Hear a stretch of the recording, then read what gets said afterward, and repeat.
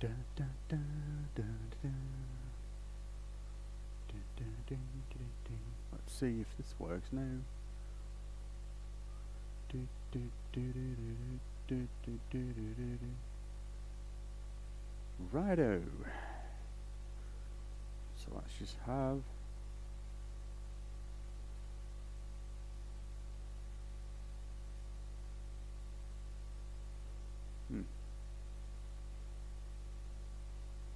see if it works.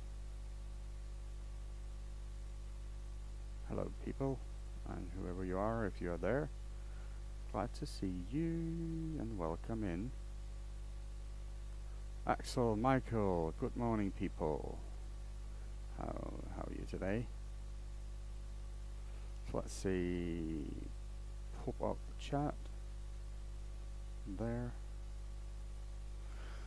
Where are you there? Let's need to make the chat big. Not that big, that's too much.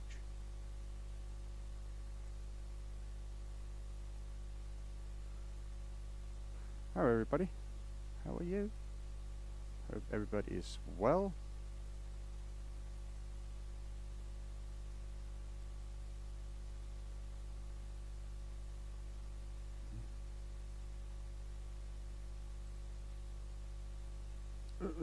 That's too much. That's better. So, did you guys not nice live stream? Yeah, man, that was hilarious. I haven't laughed that hard for some time, really. That was really fun.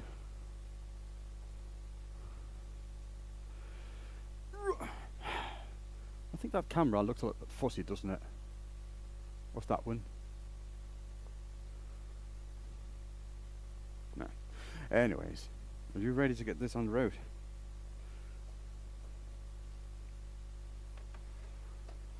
I like that my latency today is really low. That's cool.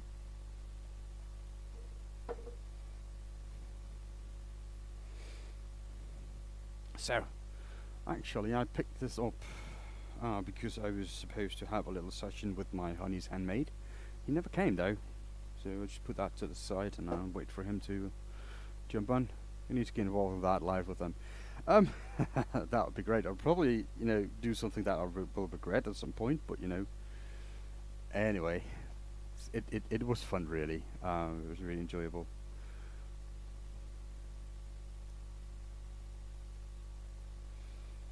So we got a few options on timber today.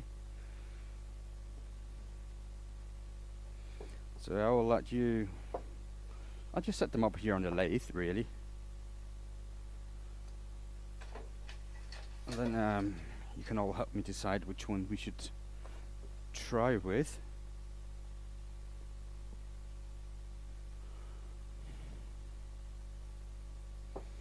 I know which one I would probably prefer a little bit, but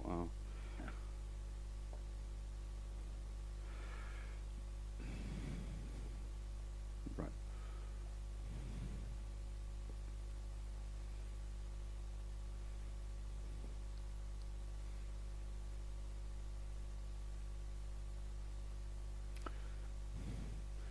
So, what are you making, mate? We are going to make some hollow forms.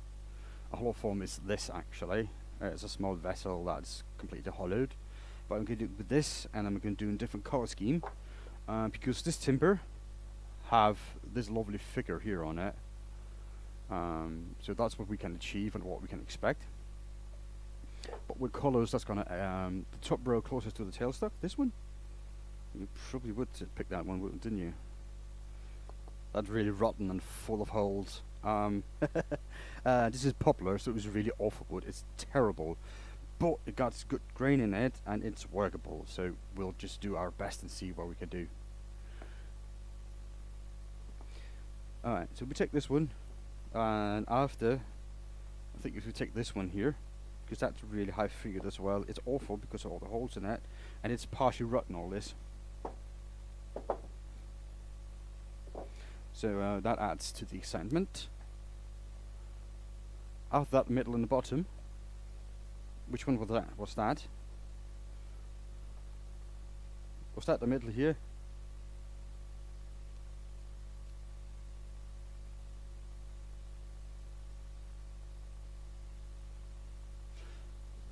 Let's see.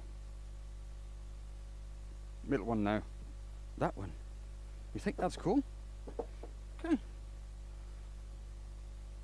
Okay, so that's what we're gonna do. I don't think we got more time than to do two. We probably perhaps did do. Oh, I need to clean that up. Right, because I'm not going to use lacquer, because lacquer takes a huge amount of time. I'm going to use wax. And I think that should be okay. So let's figure out which side's going to be the top piece of this. Right. That pencil. Now,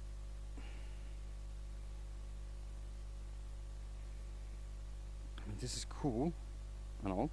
I think we're going to take the top here, which means this is where we're going to drill my hole. So just a quick sensor finder here. I'm just going to need to record this, to be honest. Bam.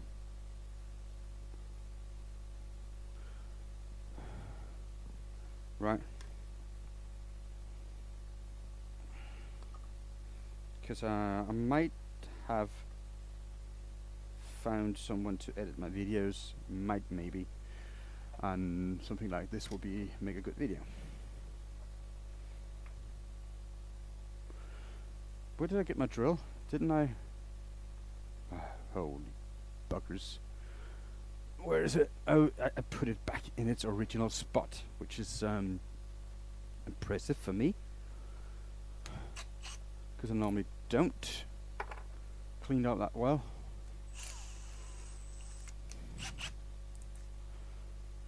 So let's see. Now this is going to be for the worm screw. Right. So the worm screw is what we're going to use to hold this. Let's get that one. And we're going to use my one-way chuck here. Yeah. Now,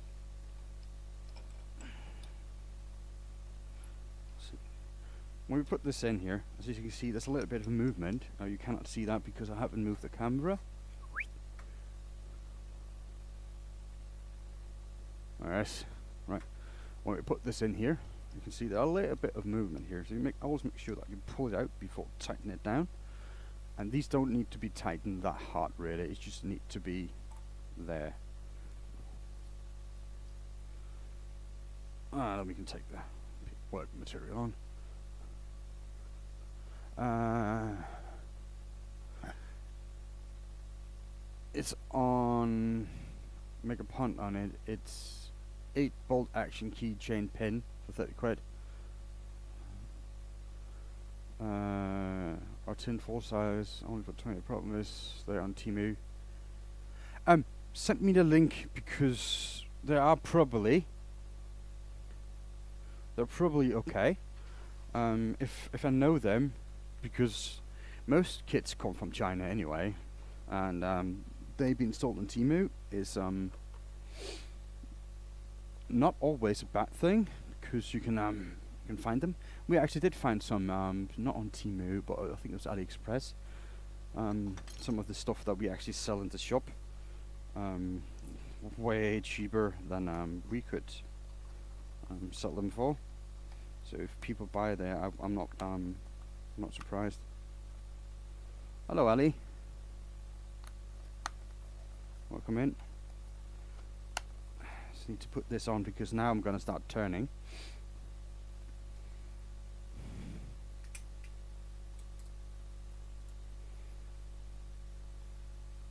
Yeah. Well, most of the pen turners, the suppliers, they buy from China. So there's nothing wrong with it. You're just cutting out the middleman, really. And I can support that in some ways. Hello, Franco. welcome in.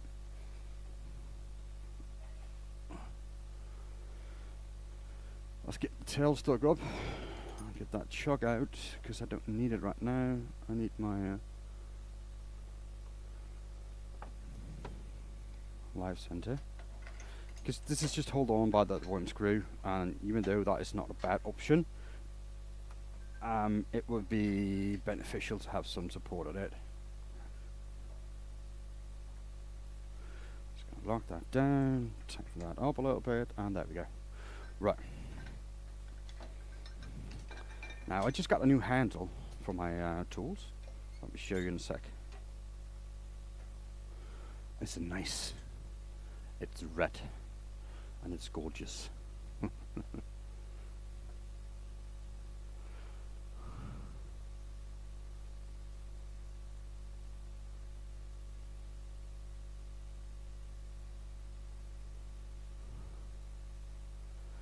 Wait. Oh. There's certain content. Well, there are female content creators that are woodturners that actually, in my opinion, do a good job. So I'll debate that a little bit, but thank you for that. So let's see, do we need light? How's that going to be? It's going to be okay, isn't it?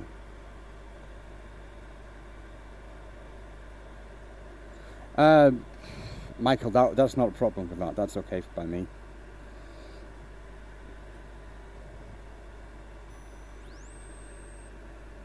So let's see, we're just going to send this at about 1200 RPMs.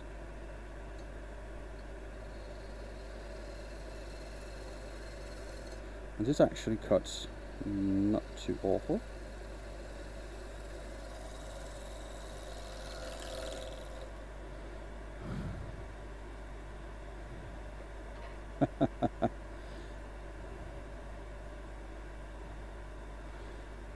Yeah, well, in my opinion, male and female are just as good as many things. Men has they're stronger generally, but female got other qualities as well. They're more caregiving than men generally. So, I mean, we all have our strength, and that's not a problem by me. I have a problem when men disguised as female try to compete in women's sports. That is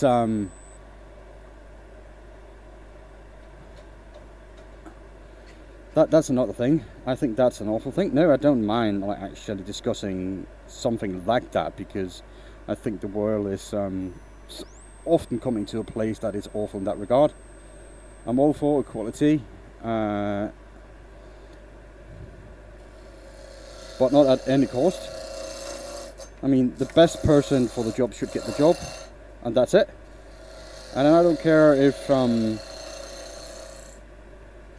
in construction that is mostly men, and in like daycare and soft jobs like that it's females. I don't mind, and I don't care. If people are happy with what they do it, as long as everybody plays fair.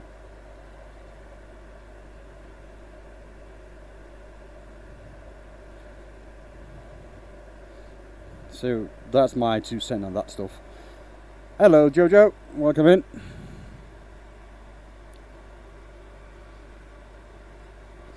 Let's see, I think we can go a bit more like that on this camera, yeah. Hello Tuck.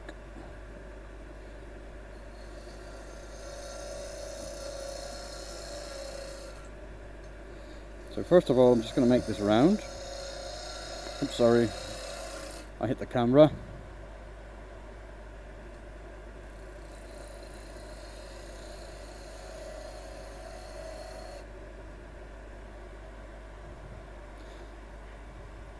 Well, Jojo, just go ahead and do it. I mean, only thing that could hold you back is some financials, because this is not the cheapest hobby to start. But other than that, just go for it.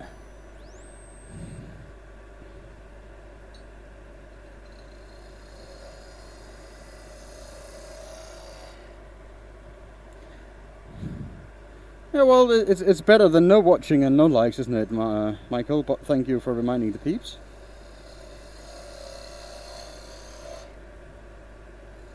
So we're just going to round it out over the edge here.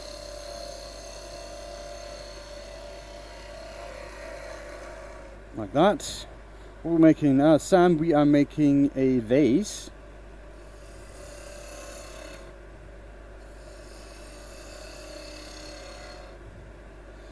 So that's what this is going to be.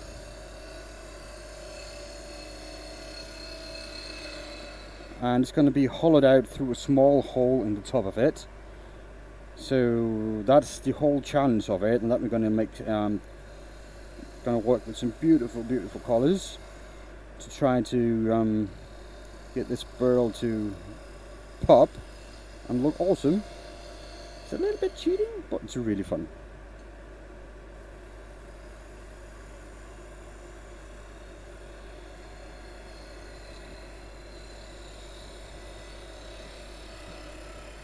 Right. Now that shape here, I am okay with it. It's almost perfect. But nothing is perfect. Of course, except my wife. Well, that's only if you ask her.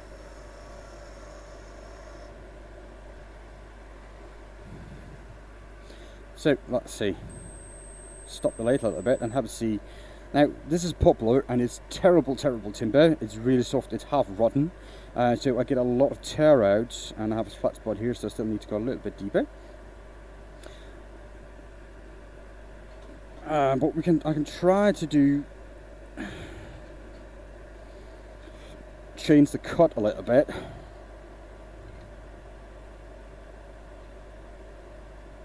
So I'm going to try it like this. You like my setup? Thank you, Sam. I worked quite hard on it, to be honest. I cannot read that name, but hello, whoever you are, from probably Russia or whatever.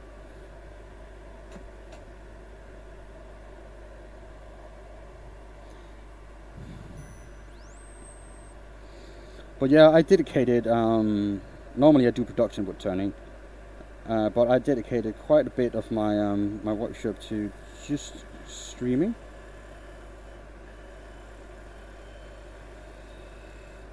And it's also, I can fold it away.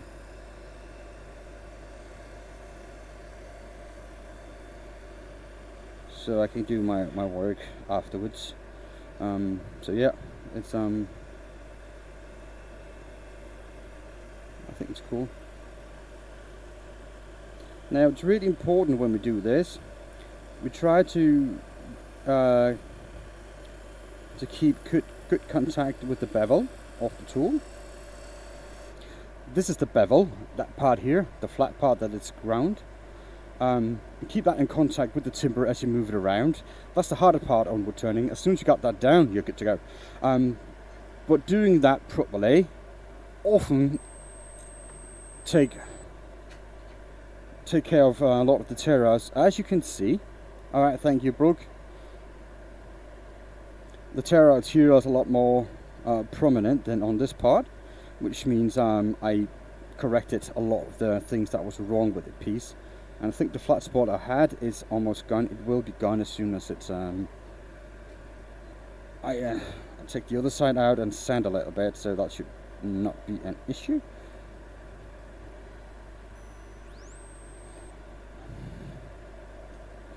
So again, we're going to try keep good bevel contact and push the tool around. And it's important to take a small cut here.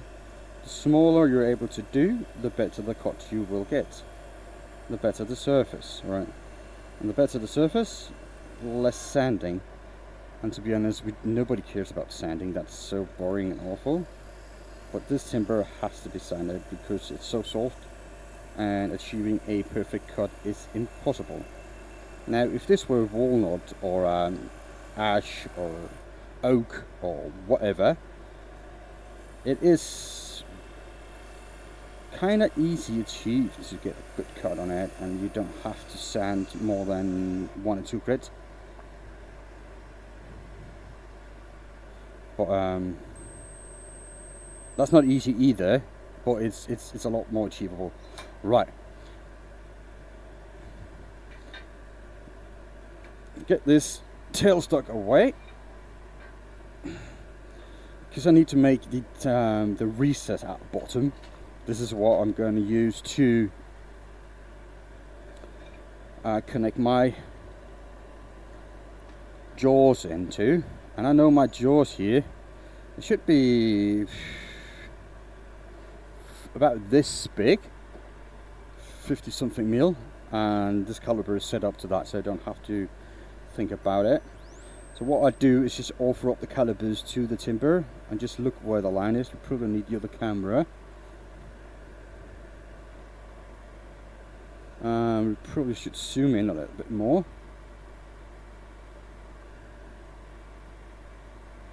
There. Now, when I offer this up, I will make a line, and I can see when the calipers on the other side hits. Now, be careful not to get this tip into the timber, or you can get into trouble. But to get close, make sure you make a good indentation so you know where you are. Hey there, buddy. Good to see you. Hello, dope man. It's been a while, dude. Where you been, man? Where you been? I missed you.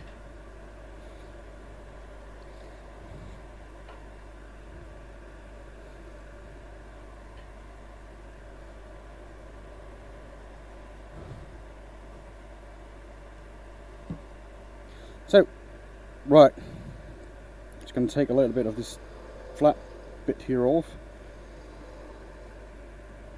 Now I need to make an indentation in it, and this indentation should be about a centimeter deep. A centimeter is 2/5 of an inch. Dylan, I'm not scared of the toxic fumes. I am scared of the dust, and I am scared of getting the material coming off the lathe and hitting me in the face. Because a workpiece, any workpiece, could take out a few teeth, and they're really hard to put back in. So I just try to protect myself as good as I can.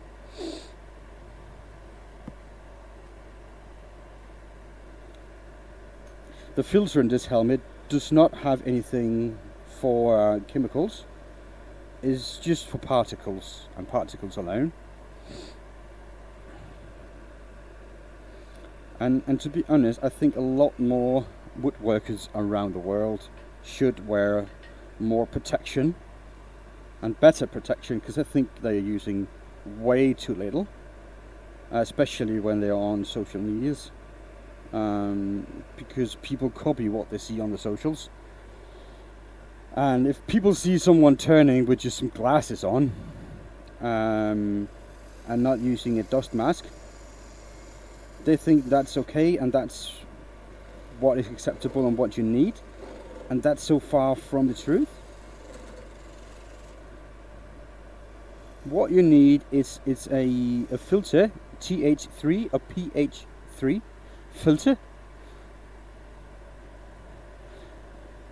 to take care of the dust particles, because that's what's going to kill you, that's what's dangerous. So we all need to take care of ourselves a little bit better.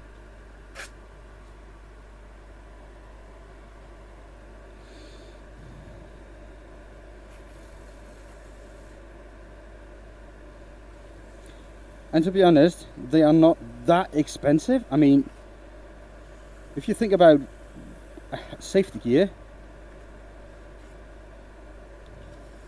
you can come a long way for a couple $100.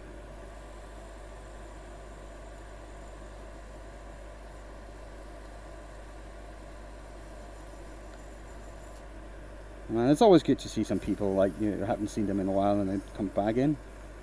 So I'm glad to see you, Dub.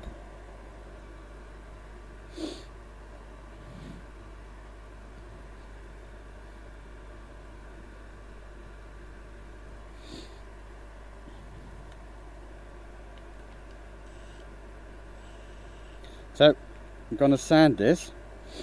I just sanded the inside of this. It's not going to be visible, so it doesn't really matter too much, as long as it's why are wood fumes bad? It's not the wood fumes, it's the wood dust that will go into your lungs. It cannot come out again. So the more you accumulate down there, the more build-up you will get, and you can get a condition that we here in Denmark called KOL, K-O-L. It just means that the lung has been degraded and doesn't work properly, so you need oxygen and stuff like that. And some type of timbers are actually toxic. I know I have a few that I'm allergic to. You still have Wilson? I do have Wilson. Yeah, he is. As soon as you enter my house, he is on the piece of furniture that holds our shoes. So he is there, and he's been there ever since. So I'm really happy about it.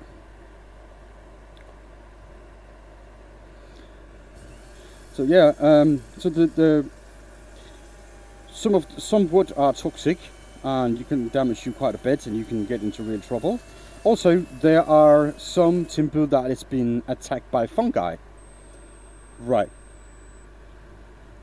And if you look at this, for instance, now this is a really mild example of it, but those dark lines in here, that is actually fungus infection. So when I try to turn this, some of the spores of this fungus could get released and enter my airways, and that can be bad. We actually had a woodturner here in Denmark not that many years ago who was working on Spalding Beach, and he was rushed to the hospital and into an intensive care for several days because of the fungi that got into his lung. So it's really important to take care of yourself. It's no joke whatsoever, but it is up to yourself.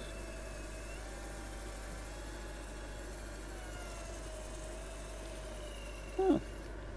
Oops, battery died. Give me a sec.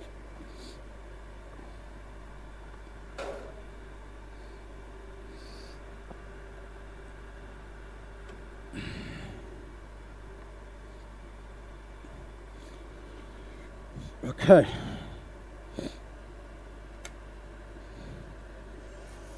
And yeah, I don't make stuff like this up. I work as a salesman of woodturning equipment. I know it's kind of weird that, you know, sounds like I'm trying to sell you stuff, but I haven't linked you to my store, have I? Hello Dieter, welcome in. So I just think that people should think about what they do. And because I work with in sales, I know quite a bit. I don't know everything, I'm no expert, but I know a lot. And I'm happy to share that with anybody that want to listen. Yeah, it's a lot better, isn't it, Lisa? I'm really happy about it.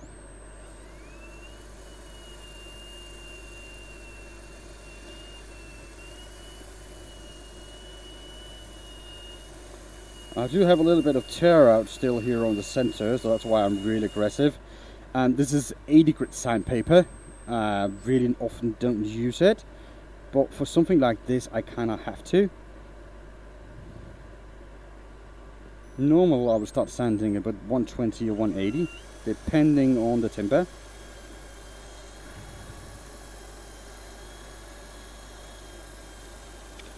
But here I'm just going to go the full yard and sand away for it. Oh, that's nice, Lisa. That's really what I was going for.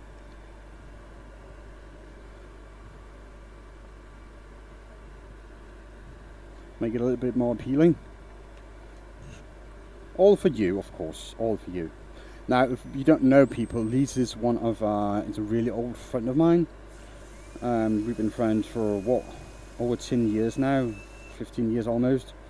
Yeah, about 10 years, 12 years maybe. Anyway, we've been friends for a long time and used to play video games together.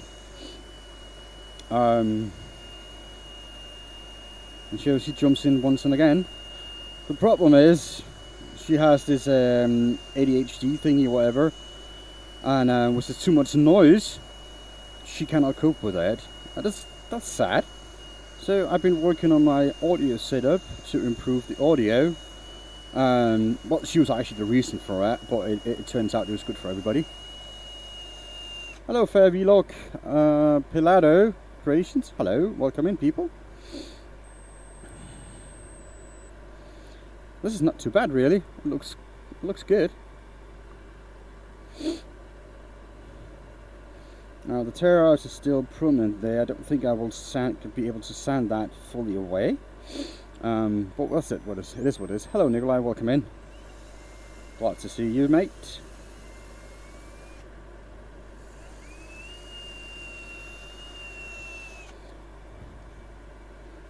So that's 120. I think we're going to go quite high on this.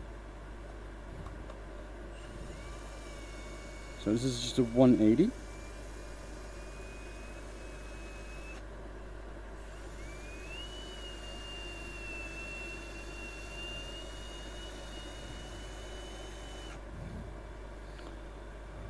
Saw you on Elegance Live, I think.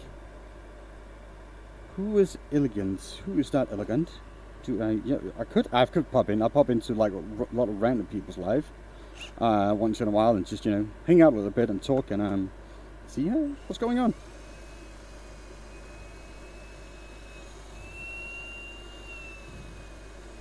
Who is Elegant again? Can you try to tell me a little bit? Because I probably remember him as soon as you tell me a little bit more about him.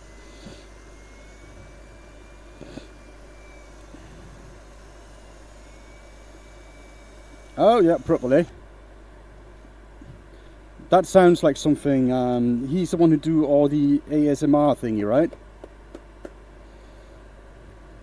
Dad's Workshop or whatever. Dan's Workshop.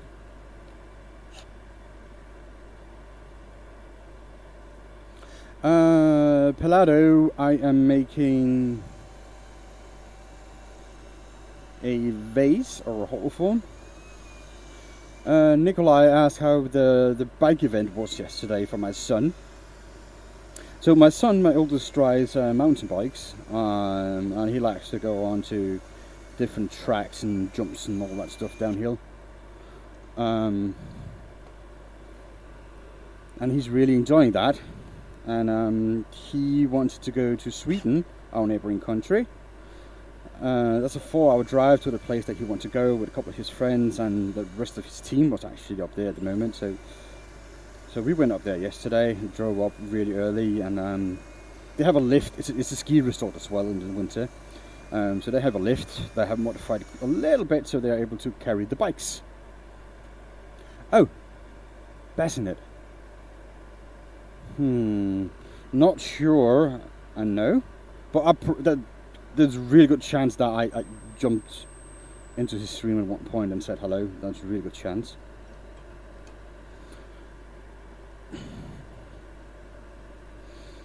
Now, I'm taking this off. Get the worm screw out.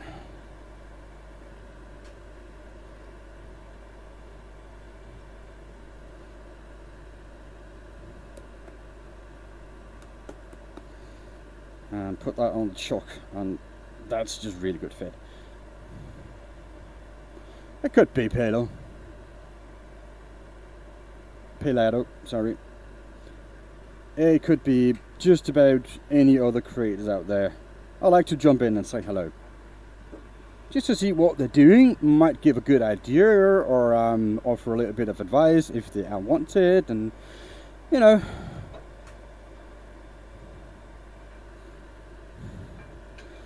So yeah,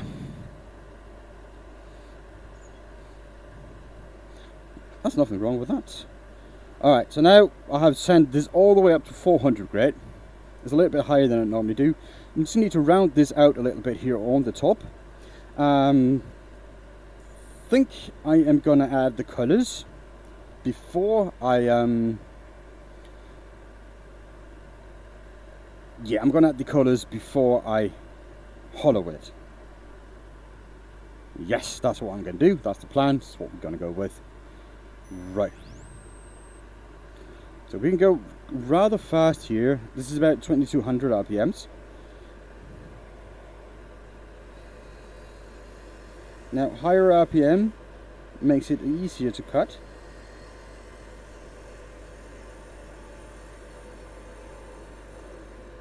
So that helps a little bit as well. Hey Tyson, how are you today? All the way up there in the cold north, my fellow northerner. Right, we can call each other that.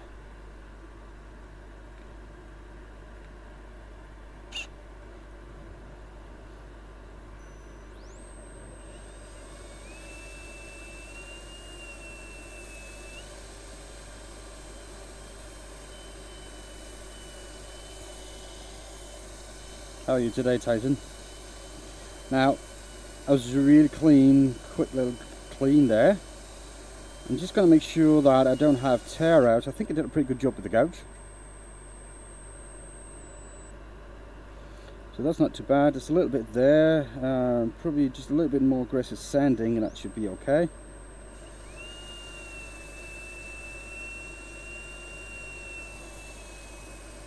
So we're just going to sand this really quick.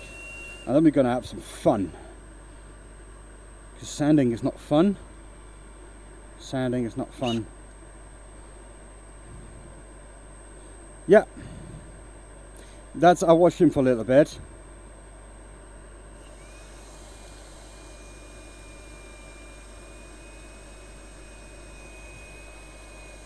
That's good to hear, Tyson.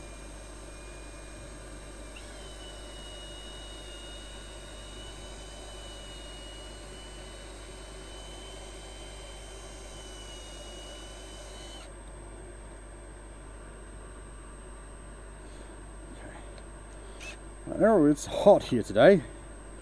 It's not as bad as it was a couple of days ago. That was too much. It was like a proper heat wave. Now the wind had changed. And we had some rain, which also cools everything down. So that was really nice.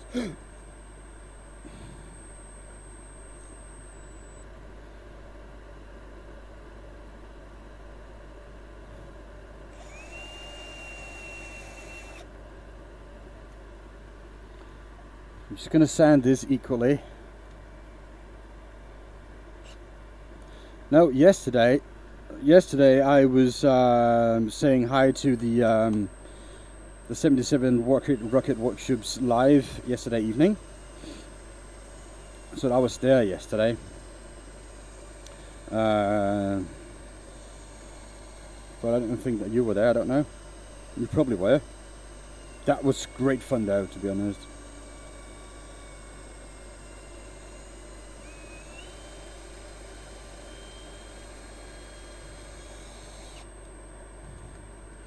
Yeah, I was there yesterday and we talked all a little bit. That was fun.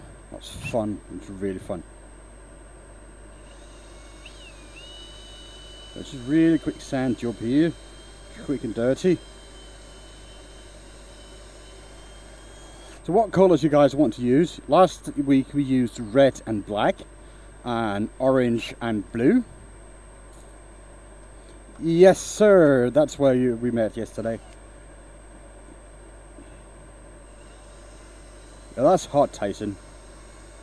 I think we're in the mid-20s here. And that's okay. But summer means my dehumidifier is on constantly at the workshop. So that, you know, it dries out the place, which is nice, what it's supposed to do, but it also generates heat. Blue and yellow. Yellow. Okay.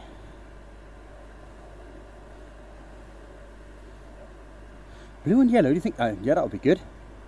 That should work. That should work. Alright. That should work. Okay. I think I don't need a dust extractor running right now. And for the colouring, I can take off my helmet as well.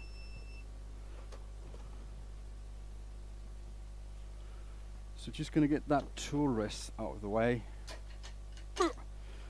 And that one, the banjo, off you go. There. And just need my lathe protection. Now this is high-tech, people. Right. It is a really precise cut, well engineered piece of MDF that will cover the lathe while I do my colouring, so the bed doesn't get damaged. So blue and yellow, and we need two colours.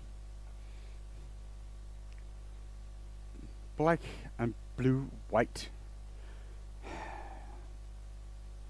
I mean, black can go with anything as the base colour.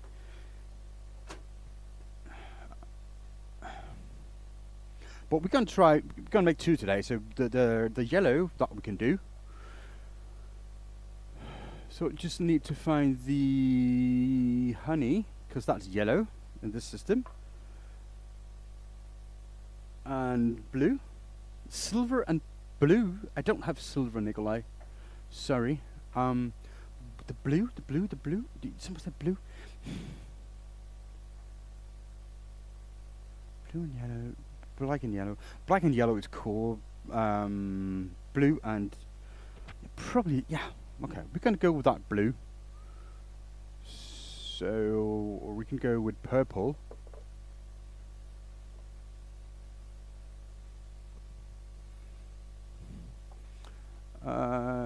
Miriam, hello. Purple. But if you're going to go with purple, I don't think the yellow would do.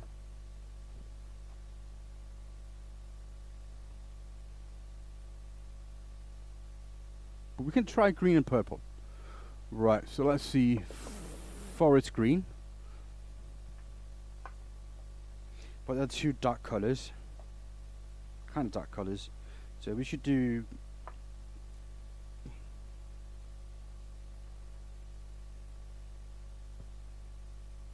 yellow, green, blue, black. What's the maximum radius you can turn on it? I can turn 60 centimeters or 600 millimeters, 24 inches. They don't mix, Lisa. The colors, they don't mix.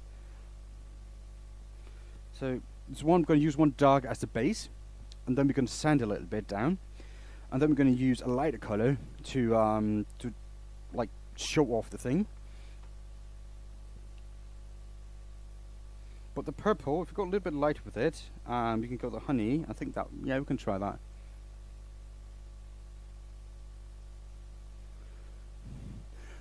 Well, that's not a bad thing. It's the only problem. You know, if you want to make bigger pieces, you need a bigger lathe. But you know, if you're doing small stuff and handles and all that, you are good to go. You don't need a big lathe. I mean, a big lathe is nice, but you don't really need it. And because how often will you make really big, heavy pieces? To be honest, you don't make them that often, and you don't make that many because, for me at least, my wife said, no more big pieces. There's no room for them. So, she made me stop doing them. So now I'm making small pieces to fill up all the small knick-knack holes in our house. Okay, you guys ready? So let's zoom in proper.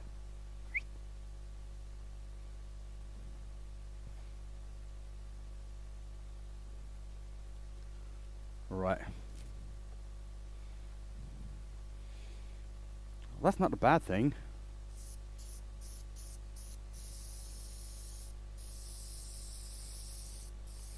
Now you can already see what the color does.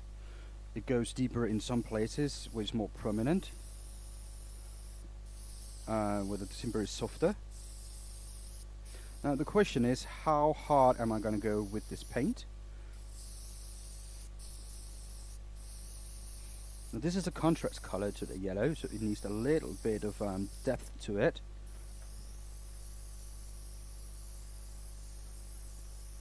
But not too much, because then it's just going to go really dark. So let's see. On the back side we can go with that camera, because now you can see. This is poplar wood. New tech toys. The airbrush, I had this for some time now, so this I used it quite a bit over the last time. But I got the new thing that I'm really happy about, to be honest. If you look at the lower picture, this red handle. It's an easy change handle, just like the other ones I have. So I can easily change 3 meg ouches.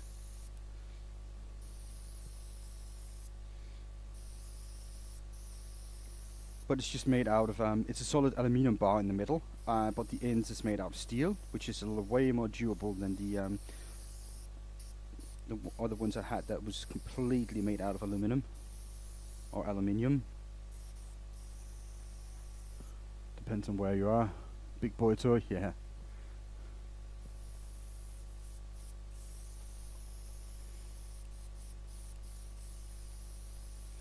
And this is why we wear our gloves, because this is coloring dye actually, and it will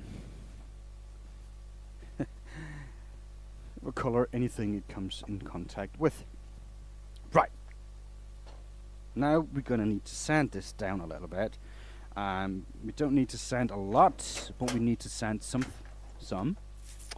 I think we're just gonna go with the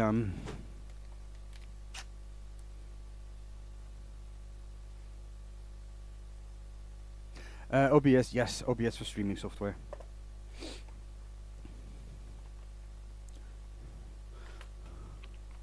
OBS and a Stream Deck, to change between the cameras. I'll have 2 GoPros Hero 8 and a PC set camera, and they're just connected to the PC, and that's really just all there is to it.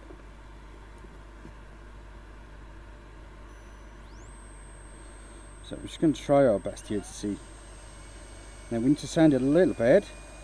We don't need to go too hard on it. Probably need a higher grain.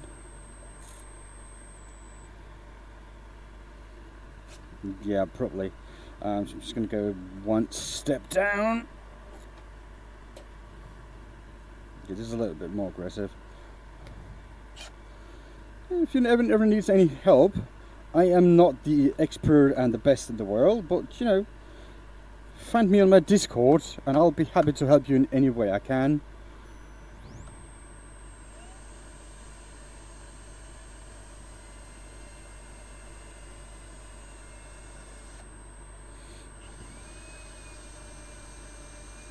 Now you can see the color changing.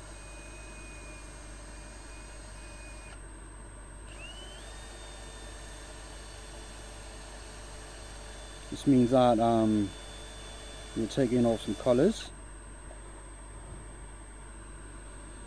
and that goes for everybody. If you need anything help, normally that would be wood turning related, and you think I could be of assistance, feel free to reach out and I will do my best to help you.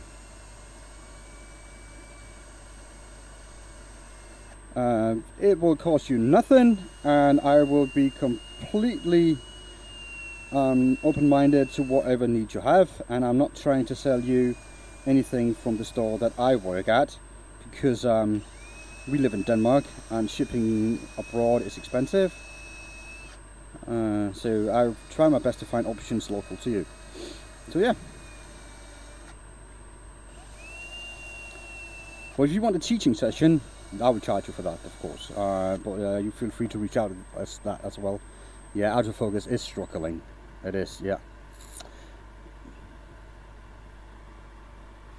So I should just take it off auto. Now it looks like it's good. There, it's set to manual now. Right. Look at that now. Right. That's pretty nice.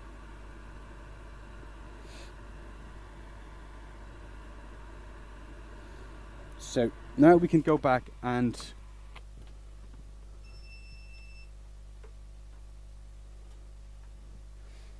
add the honey, the contrast.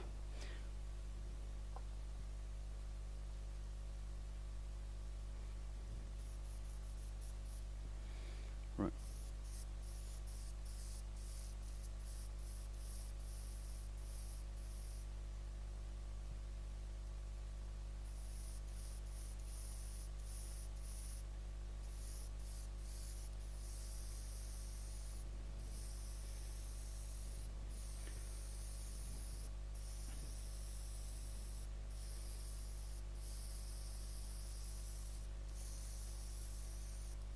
You probably just one told me one time that you need to make the holes in this a little bit bigger. This is what I'm going to try to do because it's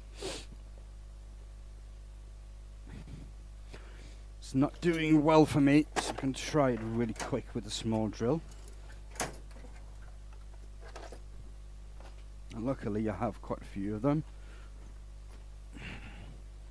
So that's the hole in my my bottle here. It's not doing me good. I think that's a lot of issues for me.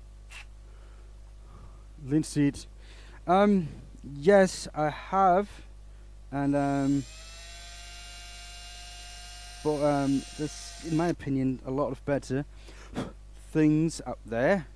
So linseed oil I would only use if I am restoring old furniture or houses.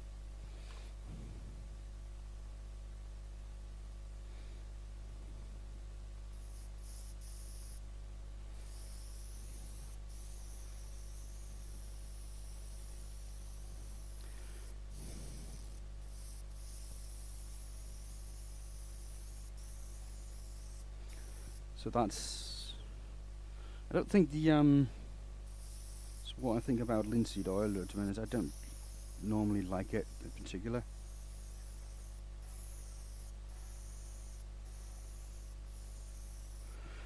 Now this didn't come off that well, did it? I mean, it showed up, but it's not good. So the purple needs to be a lot darker. But we can do that, we can try that.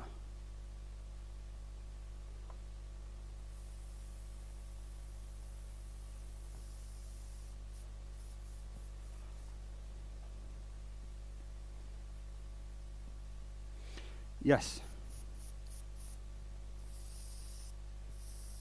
That's true. That holds really well.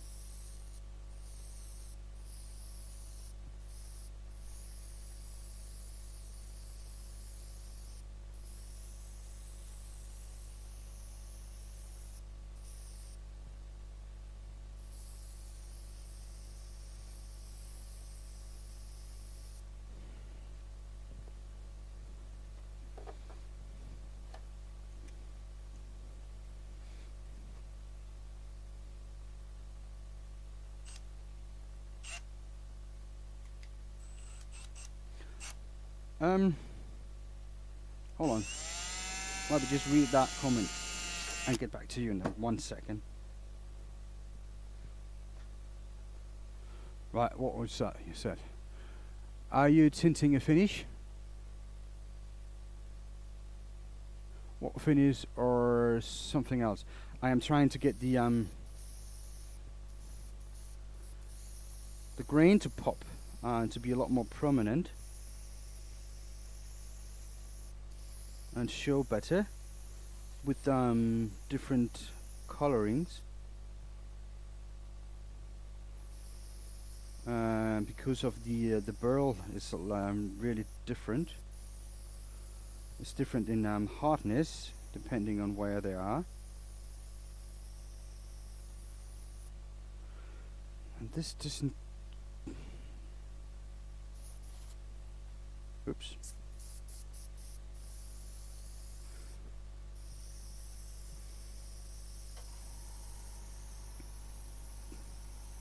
Doesn't spray as it's supposed to. It does now. I guess there was something clogged in the airbrush itself.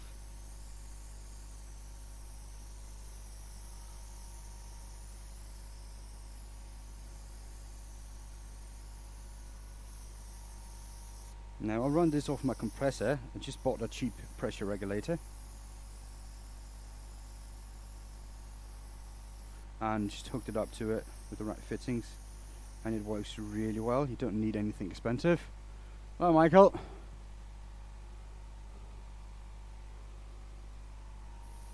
And so this is the purple I went over with again, because it was not dark enough the first time, so I need to go way darker before I sand, because it didn't show any difference. It wasn't good. I wasn't happy, so I'm just adding more colors.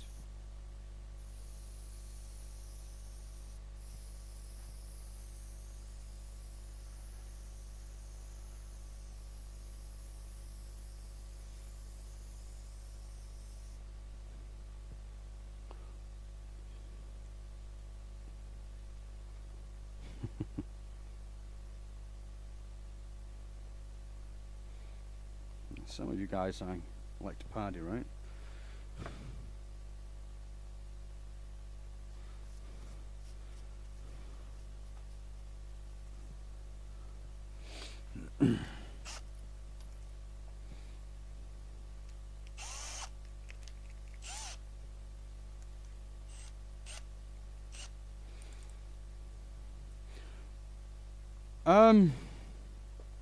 I have worked with most timbers out there, to be honest. Like most timber that is available at some point. So it's not like any specific kind of timber that I like to work with. It's more like what kind of timber is nice to work with. What kind of timber is a little bit underrated, because that note gives me joy.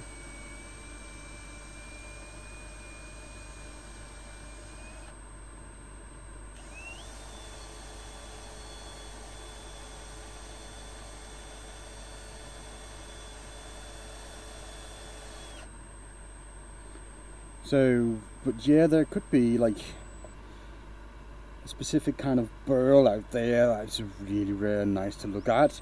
But I do like Cocobolo. It's one of my favorites. It looks really cool. But it's not much to do with Cocobolo and colouring. And I like colouring quite a bit. I'm not really that good at it yet. I hope someday I will be.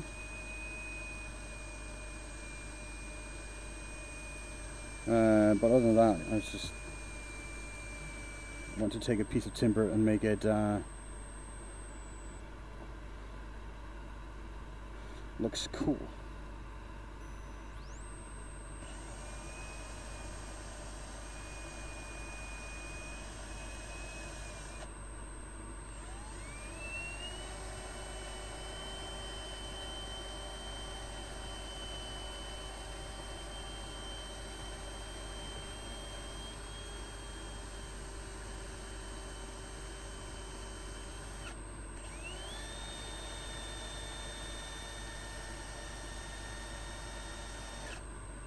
So let's see where we are with that.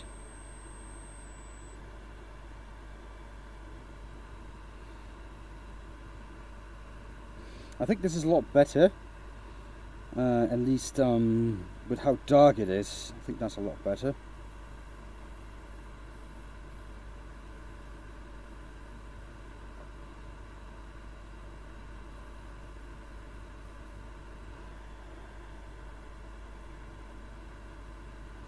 So let's go with the yellow.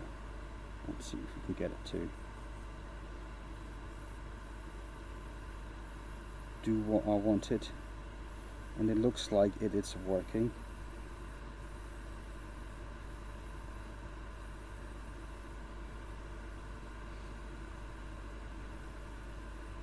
Now this was supposed to be a wax finish, but looking at how many holes there are in it, it's probably a bad idea, and I should just give it a quick matte lacquer that I probably could polish up in a later stage if I wanted.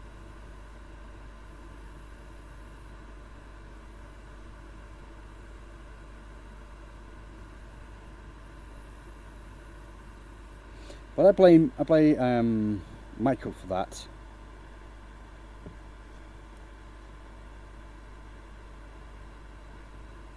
Because he's the one who's picked the timber.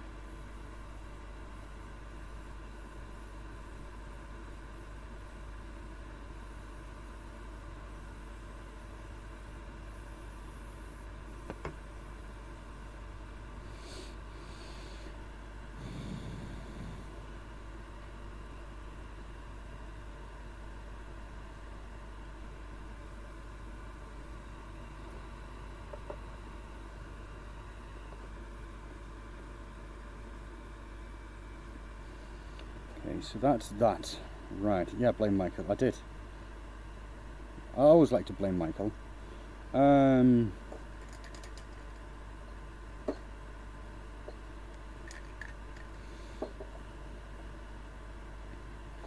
Now, I don't need this one. It does look cool, yeah. It does look cool.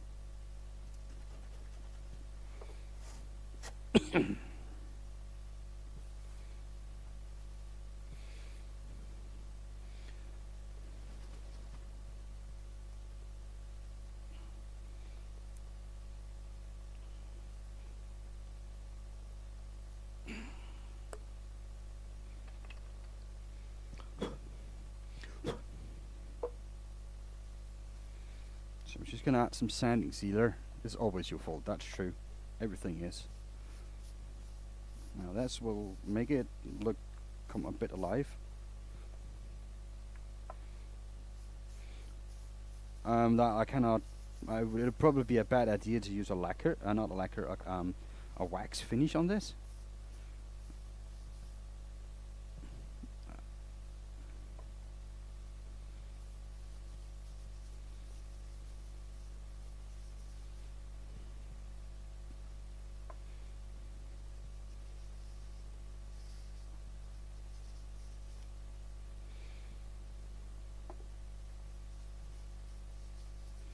Now the trick with this is getting a good coat of sanding sealer on.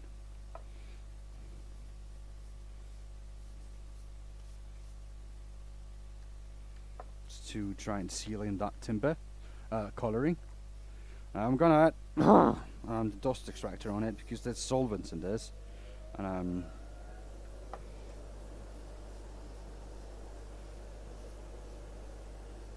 I mean that can at least help take some of it to the other end of the workshop as a minimum.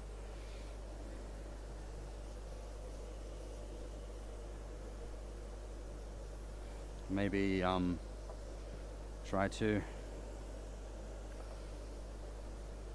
thin it out a little bit in the air so I don't have all the fun by myself. I know there are people that like the smell of solvent. I had one demonstrator said that he kind of liked it. It was not a good thing to say, but you know, it was fun.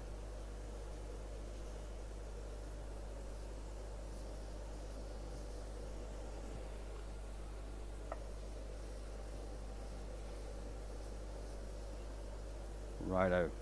Now it's because of this heat down here. This will dry up pretty quick.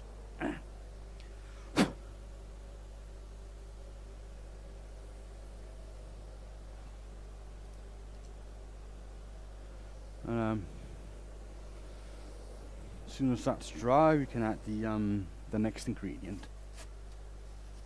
Because we're not done yet. No.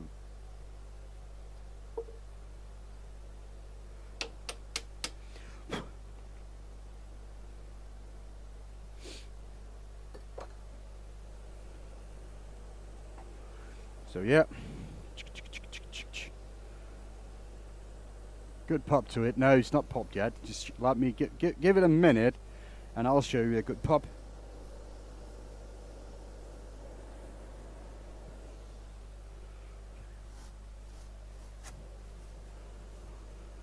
Hello, Nature Man.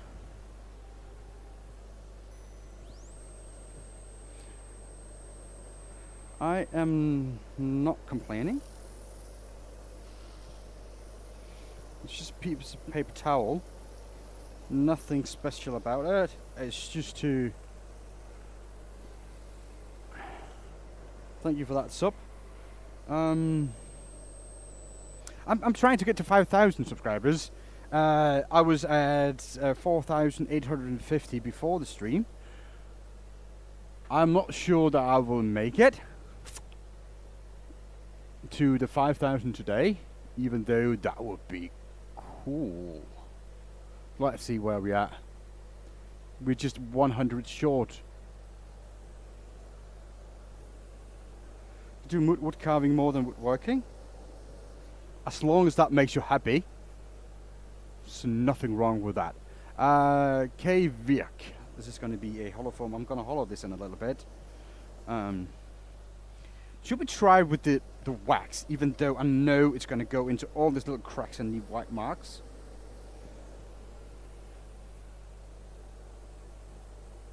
Well, that's not too bad, really. 1,000, that will give you monetized, isn't it?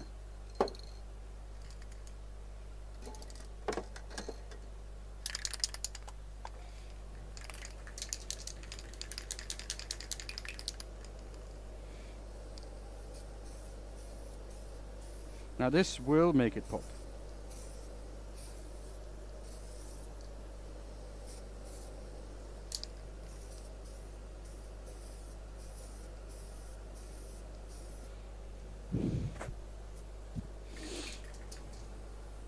Ha ha ha, Christopher.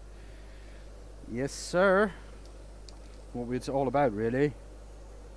Polishing a knob. Over there yesterday.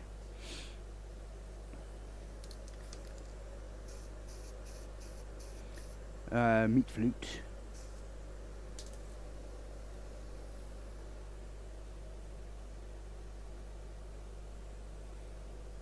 Hello, Frankfurt, Michigan. Christopher Lane. Hello, dude.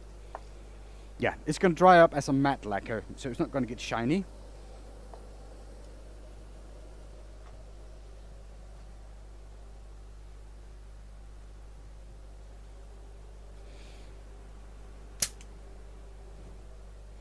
But that is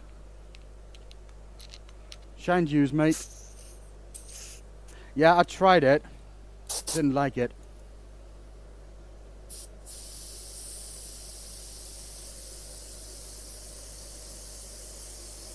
So just going to make sure that it is dry before I spin it again, because I still need to hollow it, right? Probably should have hollowed it before I lacquered it, but it is what it is, really. Hello from New Zealand. Hello, Robert Rhodes.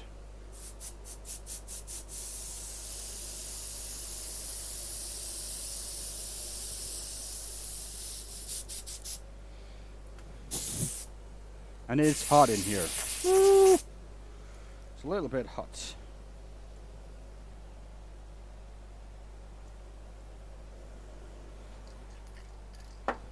Alright, that's that. So let's get to hollowing, right?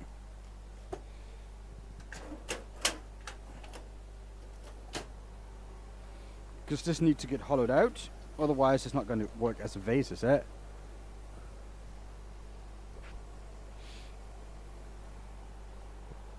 Well, sheeps are tasty, to be fair. Sheep are tasty. So they got that going for them.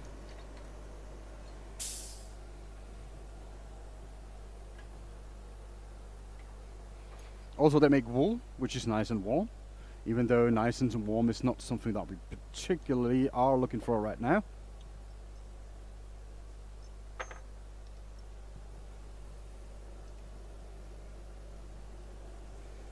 Oops.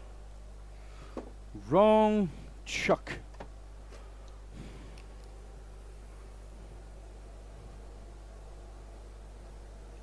That's of 2436, yes sir. You are right on that.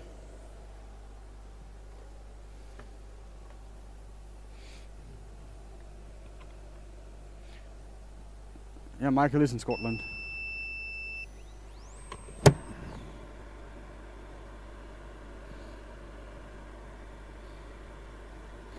Let's see. First of all, I'll make sure I'm not going to go too deep.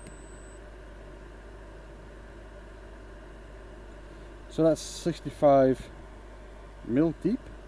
So I can go 5-ish.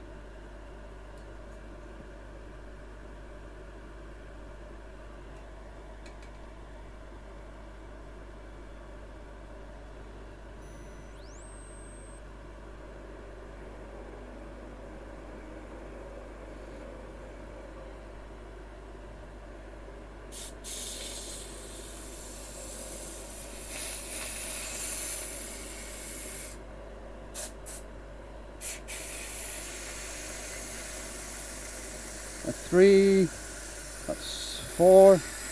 It just seemed a little bit deep, doesn't it?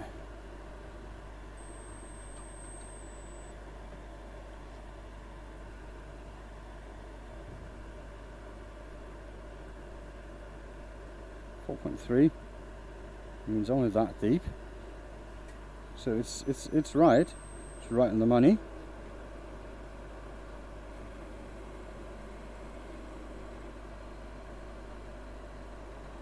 Oops, that was bad. I should have paid more attention.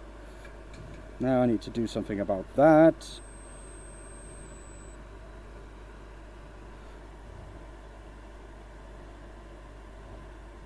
Oh, me neither. I would like to go to Scotland, that's for sure. I think it's a beautiful country. I do own a bit of land up there though, right?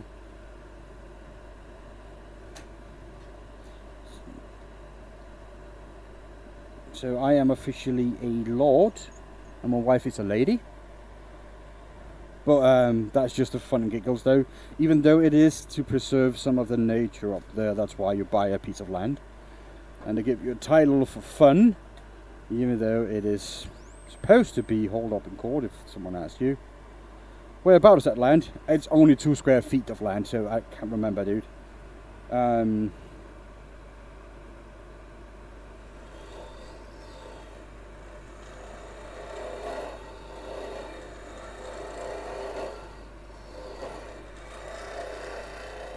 But I can look that up for you, Michael.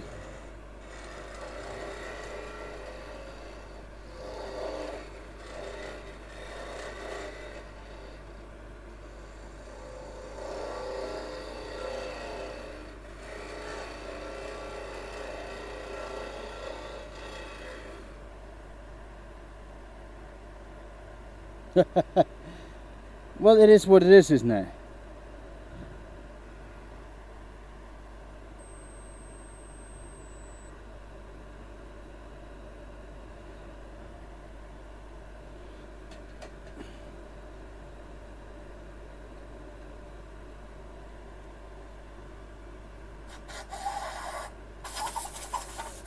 You do have good days, days with good weather, right? So, I mean, there's nothing wrong with that.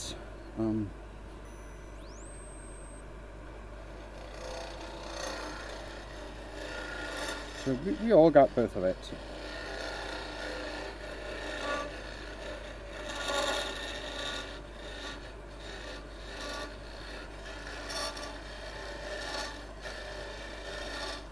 I think that's Highland Tile, yeah, I think that was Lisa. But I can't remember. I did saw that yesterday when I visited you, that you had it.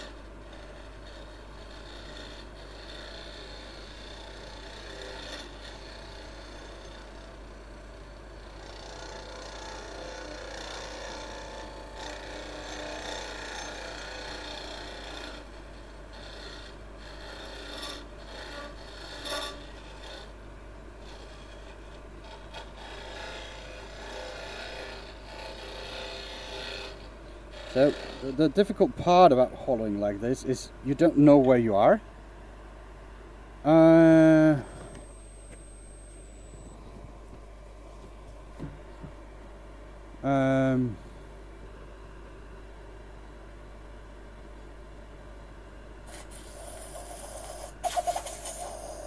Don't know where you are, so you need to like imagine where the tip of the tool is. And stop once in a while and trying to feel, because right now I'm about here, this higher out. Hello, Mad Rob.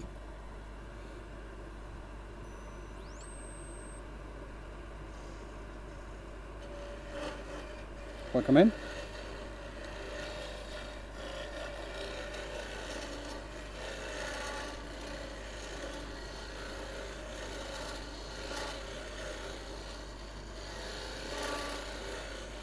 I'm going to try to see how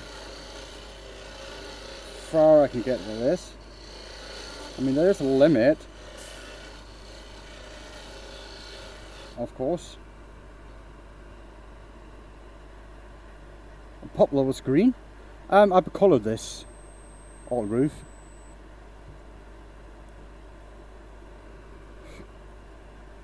But this poplar looks like this before it is turned. So there you go.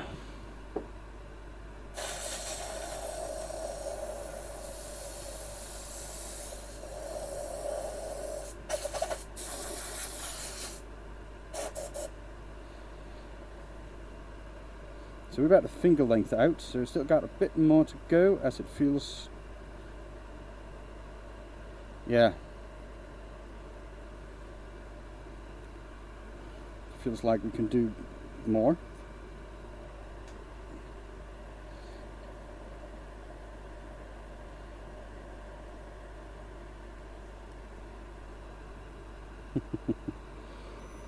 Ouch.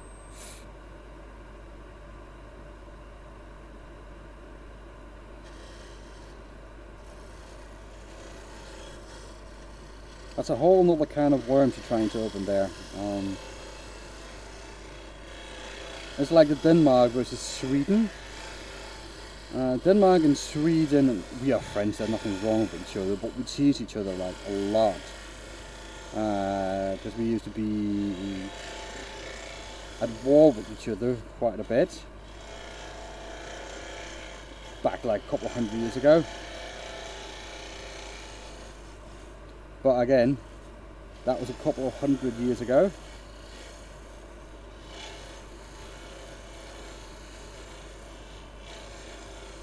So, I mean, nobody cares too much about that unless you're like, that's too delicate for you, skill. As long as you got a good imagination, you should be good. There are tools that can help you actually later guides you can attach to it so you can see where you are with the tool. But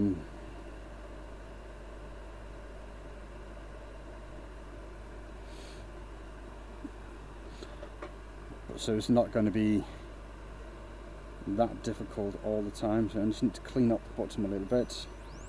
For that, I am going to point a light into it, and hopefully I am able to see what I'm doing.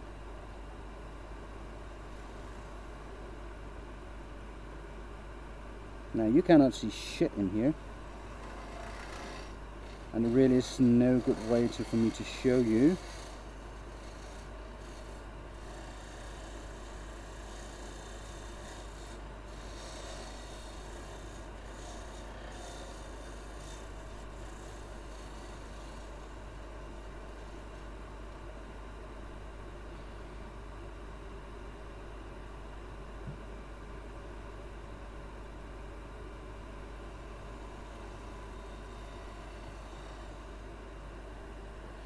So yeah. Thank you, man. How I can see inside, I cannot see inside. It's done by feel. That's the trick of this.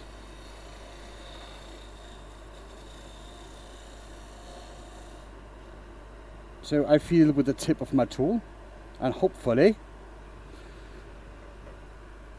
I will not go through the wall, and hopefully also I will make it nice and smooth on the inside. And I think it's nice and it's good now. Hello Bruce, welcome in.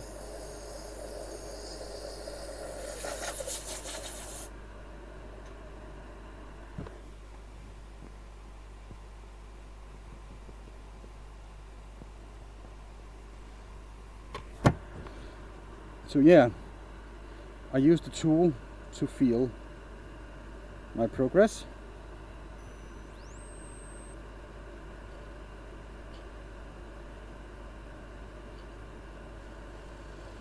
And in my mind, in my head, I know where the the inconsistencies are on the inside, because I keep a mental map of them, and then I just try my best to make it nice and smooth.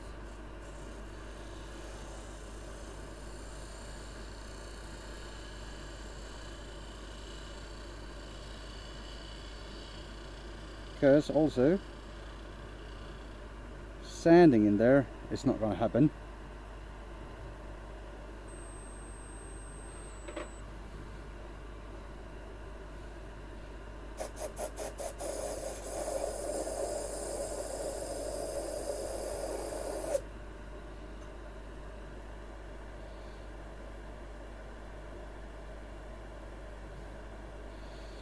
Oh yeah, that is now I have something I can try to show you.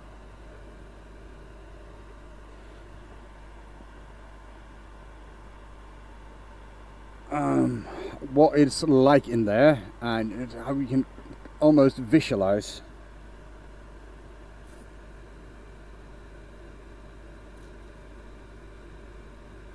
So what I'm going to do, I'll take a metal rod here and add lines to it like this. Now I try to space them out evenly. Now I'm no artist and don't have like a good eye measuring, but I think this will be close to it. Close to a good thing. Right, now with the camera you have there, we should probably try this one like this, probably, yeah. So see, now this goes in, that's the bottom, and it's going over to the side, and you can see it goes in deeper, and I cannot touch the side here, but from here to here, like that, I think that's close. I'm really close to the edge there, so I got about half a centimetre left.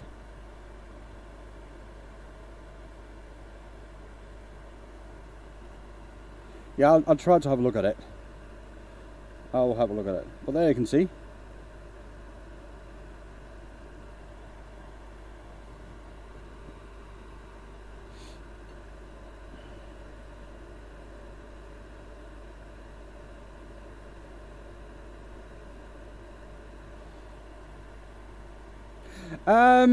Not sure.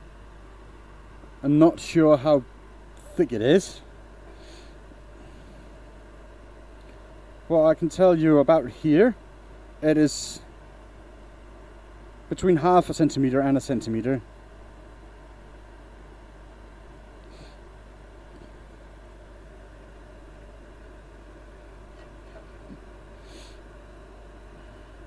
So something in that range.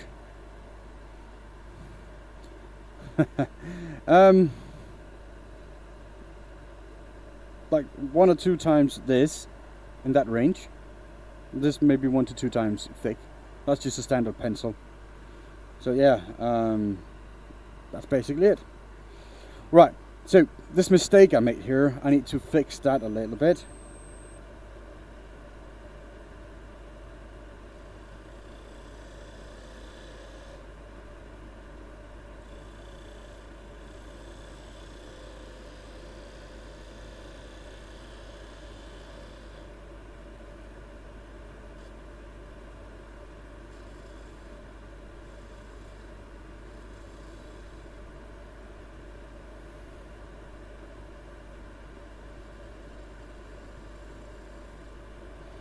So that's how we're going to fix it.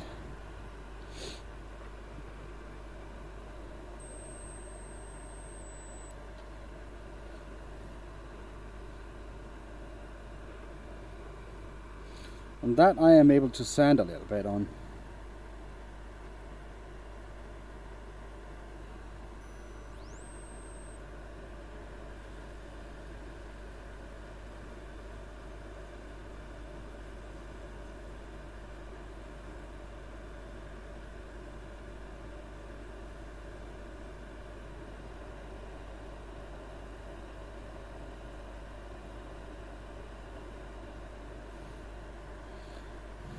Back in a bit, yeah, Michael.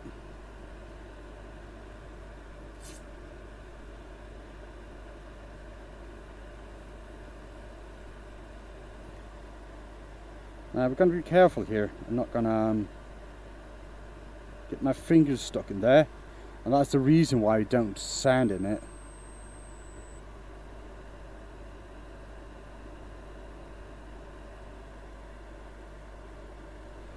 But the thickness is consistent all the way out here.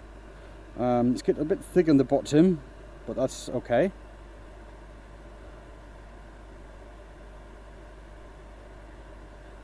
No, everything is, sorry I didn't see that message before, everything is based on sensation, yes. And I don't measure anything on it, no.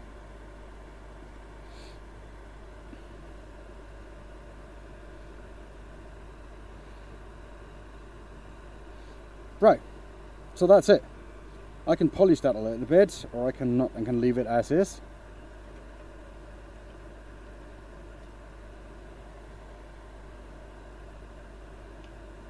There you go, that's one.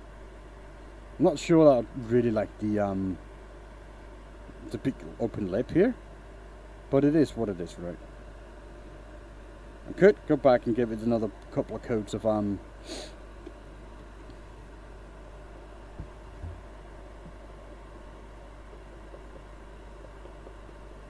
yeah. All right. That one off.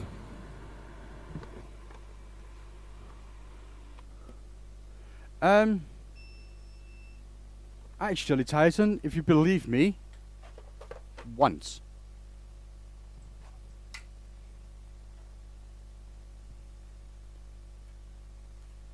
Only one time. So yeah.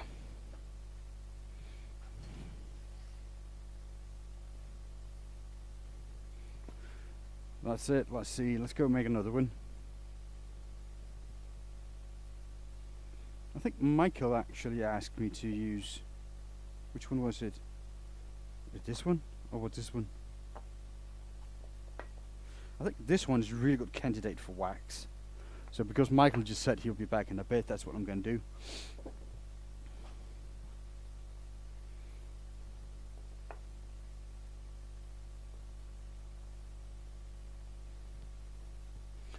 And the reason why it's a really good candidate for wax is because it's a bit more solid and curly without the cat paws or like the burl itself in it. So that's why this is going to be a good candidate for that.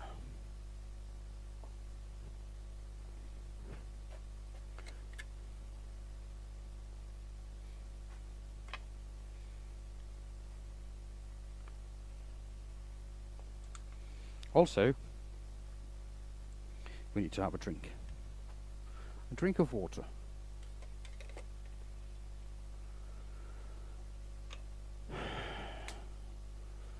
Wellington Louise Brito Germano says hello.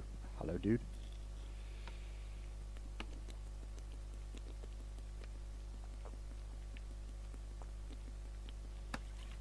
Or dudette.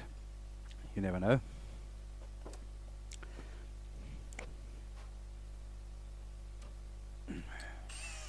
Alright.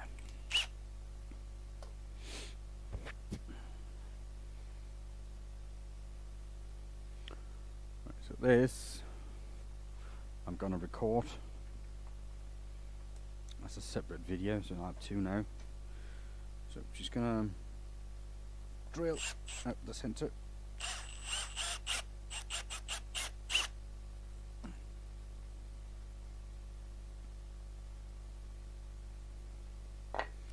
That's probably going to be good. 5 o'clock somewhere, yeah. But that was just water. Plain old water. I know it could look like vodka or whatever, but it's, yeah, we don't mix machinery with alcohol. We do mix streaming with alcohol when you're watching streams, that's fine. But not when you're working at machineries, that's a bad idea.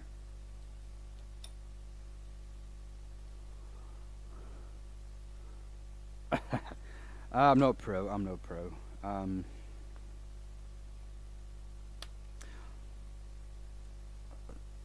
I just been doing this a little bit of time, so practice makes perfect. I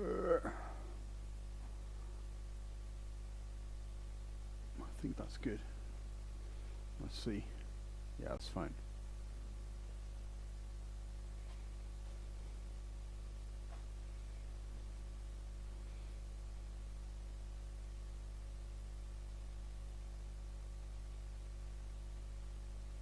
Okay.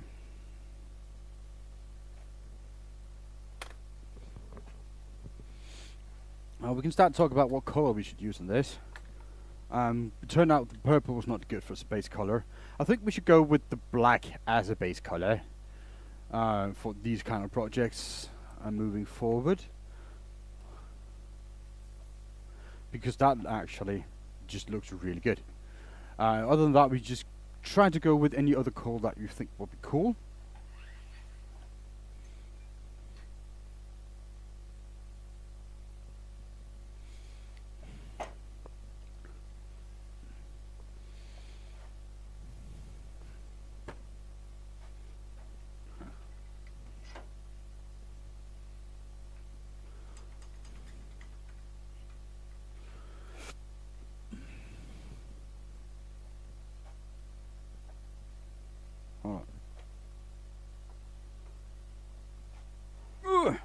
I just need my mouse a little bit. Where is it? There it is.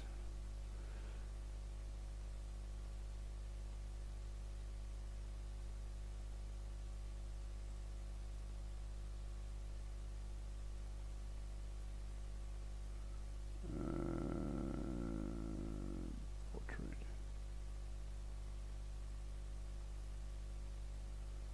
So that's good there.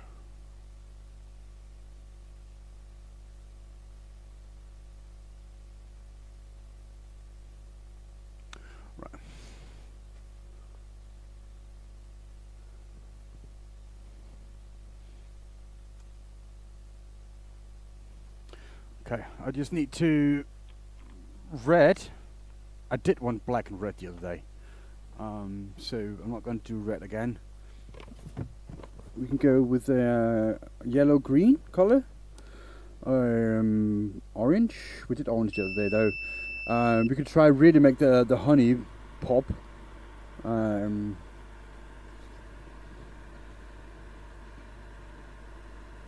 yellow one. So we can see the difference, really. What I thought it was going to look like and what it looked like.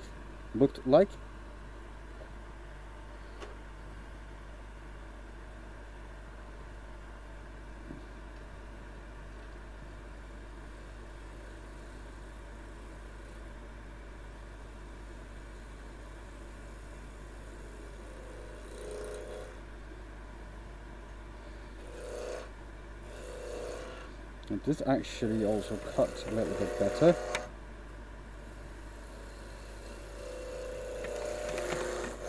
That's pretty cool as well.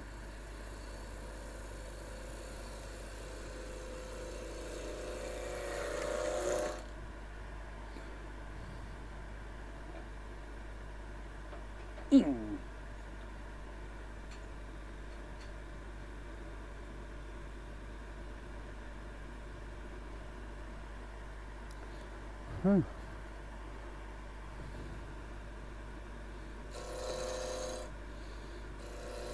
You know what is sad? The guy that I used to buy the colours that I'm using from, he's closing his shop. So there's no more when I'm out, it's done. So I've been in contact with another supplier. I'm trying actually to get them to sponsor me so I can like promo the stuff at the same time as I'm using it, which I think will be beneficial to all. But we'll see if they do that. I mean, that would be cool though, wouldn't it?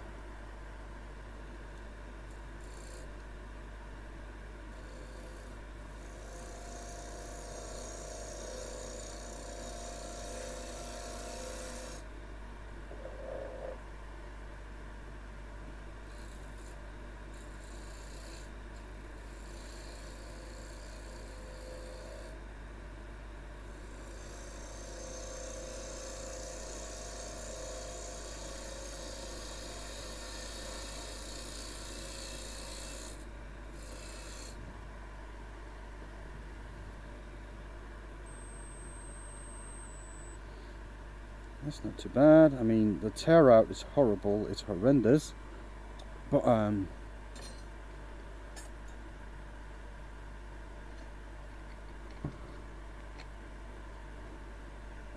the grain, the color, the wood itself is really nice. I think it's going to be cool.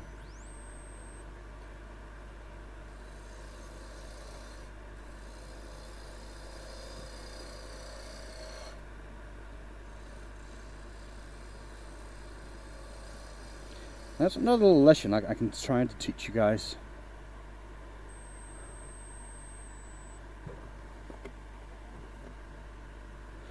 So when we look at it, I think we need the top view.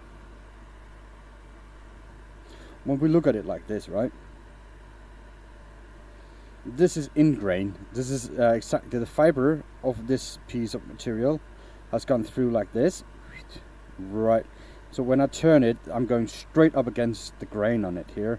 When we get up to this part here, it's starting to go, because the grain comes out here, I'm going to start to cut with it, which means I'm getting a lot smoother surface. And it should come, when we come around, it should start reappearing again, because I'm starting to go up against the grain, so you can see that the surface is getting worse. Yeah, you can see that's really good. Now you can see this is where it's going to get worse, because I'm cutting up against the grain. It's going with the grain, it's a lot smoother, isn't it? A little bit of burl here, that's always an issue. But then again here, that's what's bad. Now, with proper tool presentation and going a little bit off the side of it, make it a little bit round instead of straight, that will help that quite a bit. So when we look here, there, this part here is exactly the same as this, but I took greater care with my tool, and it's also curving a little bit. That way you can achieve a lot better cut. Now I still need to be a little bit more careful, because it's still a little bit here, and I still need to make this quite a bit more round. So I got material to go, and I can make this into a really nice surface that don't need too much sanding.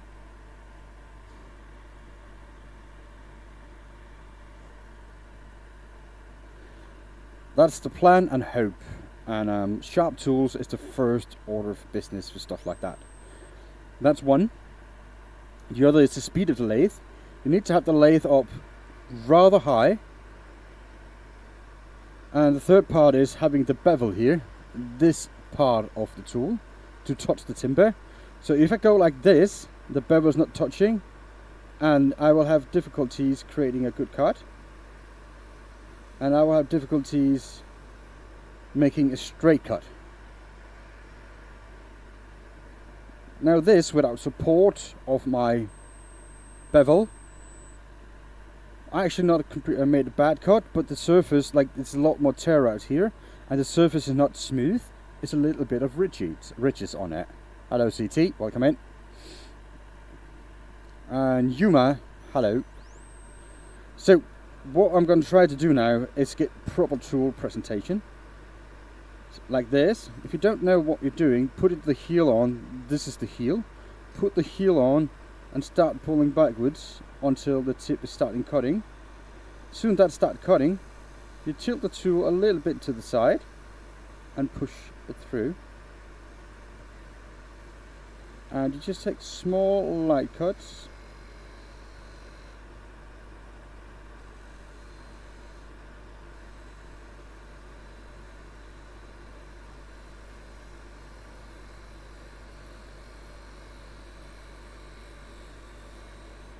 And we should be able to see the surface is a lot more shiny. We can already see that. There's hardly any sanding needed. It still needs a little bit because of the material itself is not great. But let's look at the huge difference between those two. Let me try to get that to the other camera. Maybe that will give you a better view.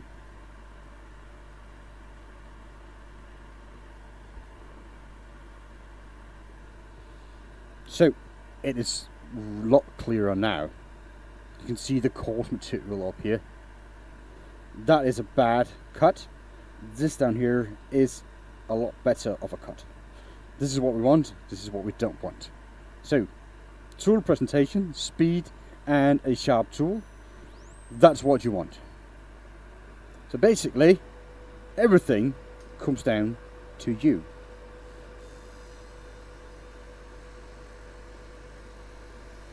And this material here is about as bad as it gets for wood turners. It's too soft. It is starting to decay a little bit. And overall, it's just an awful material. Hello, Sergio.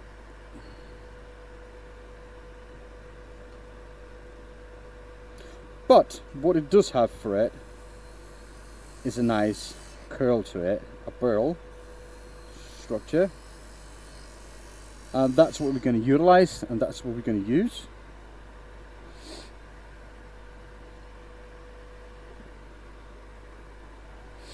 And that's the reason why we use it.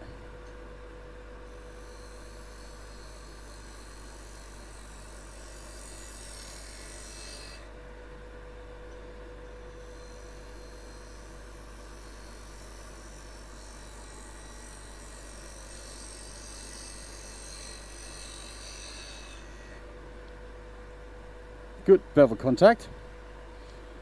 To go around a corner like this, you also raise your hand as you turn the tool. So it's like half a quarter circle motion to go around a corner like that. It takes a little bit of practice, but you know, it's achievable if you just try it.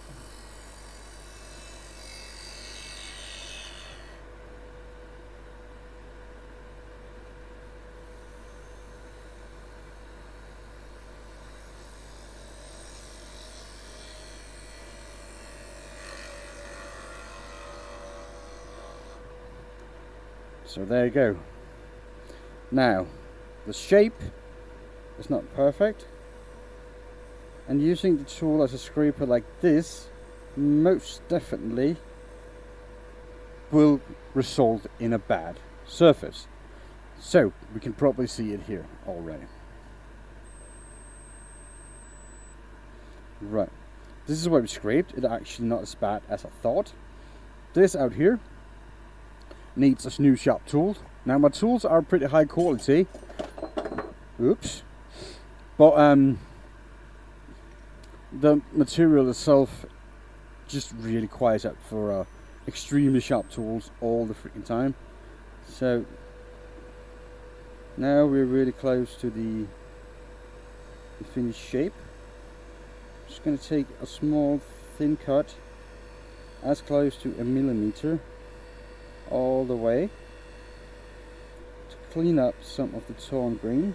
Now, torn grain is actually when the fiber gets pulled out of the timber because you don't cut properly, instead of just cutting it with the tool.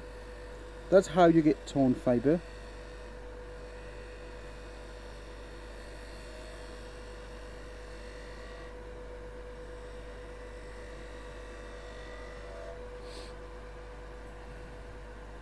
You're welcome, Chris.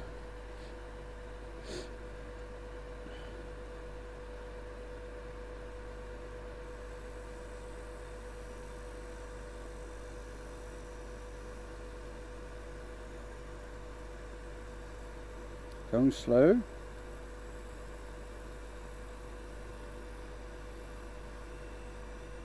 And actually trying not to breathe, because as you breathe, your body moves, and that results in a less good of a cut.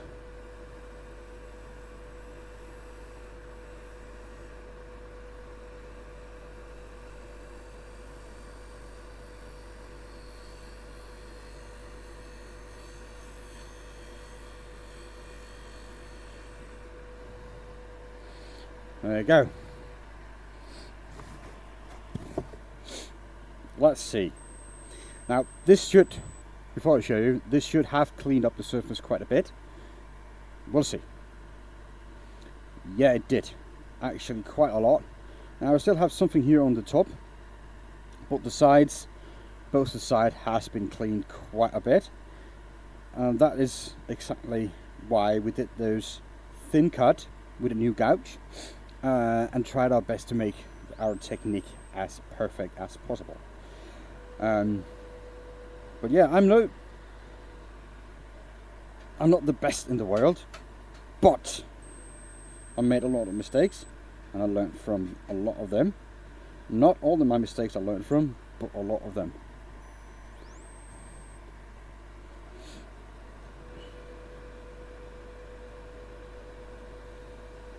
Also, try as good as you can to plan your movement of your body, because putting a tool on and pulling with your hands like that could result in an uneven cut because you're not stable with your hand. So try to hold it against your body as well, so you can move, because that's a third point of control, which will result in a more stable cut. Now my belly is a little bit big, so I try not to breathe too heavy. I try to breathe with my chest, not my belly.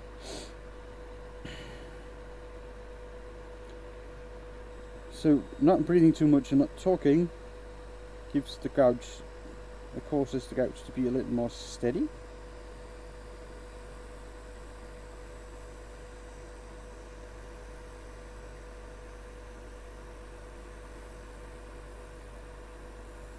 And I've planned this move. My feet are spread. And I planned this move to go all the way around without moving my feet.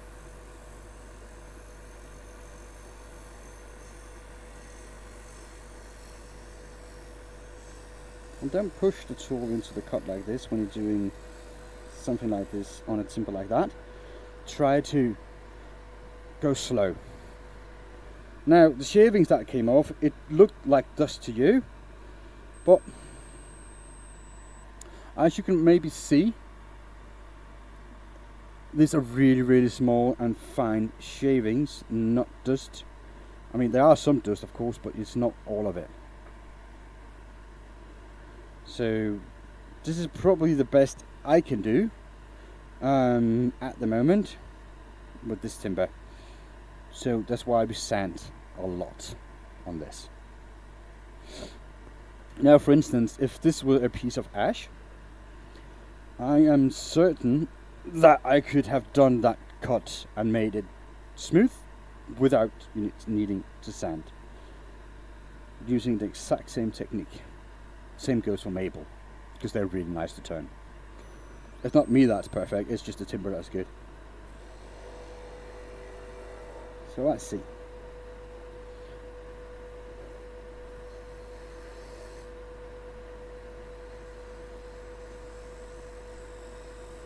Now a pull cut here, we'll see how that does to the surface. How that works on the surface. It feels like it's bad, because it's a little bit of a scraping motion. It's not too bad though. I mean, it's seen a lot worse. So we can try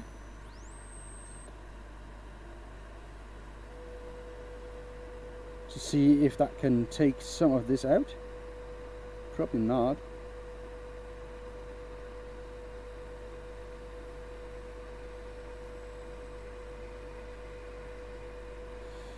Well, we'll try.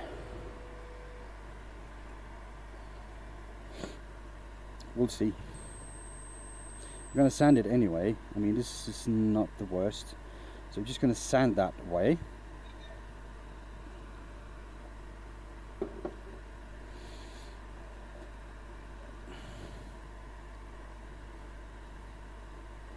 Let's see how close are we to the 5K subs.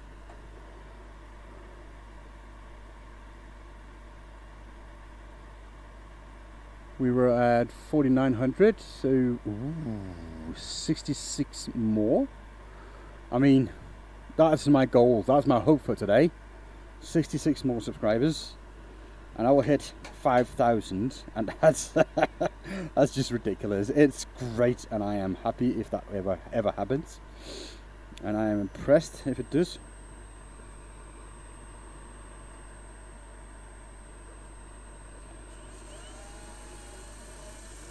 just going to sand this. Oops.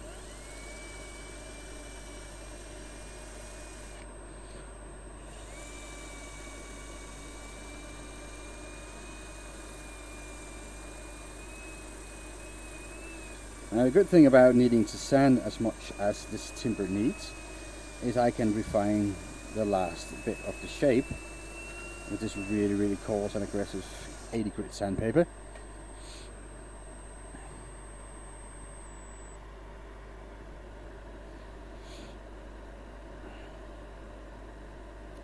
That works really well. I mean, you cannot see that, but look at the curls on this. That's not bad, really.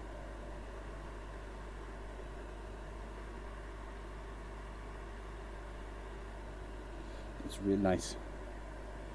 That looks cool. Oh yeah, oh you can see it. Well, that's cool. That's really nice. Right.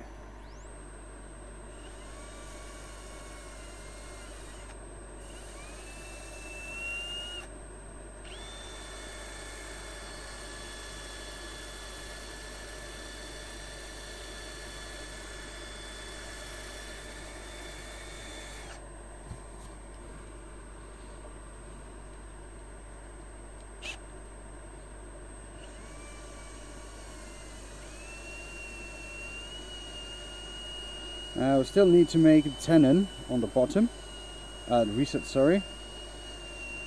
The bottom is what you're showing right now on the outside.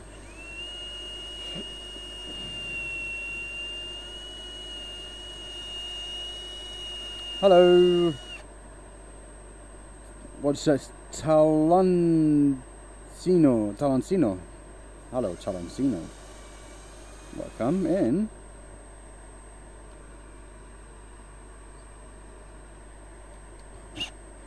Yeah, okay. I didn't mess it up too badly then. That was cool.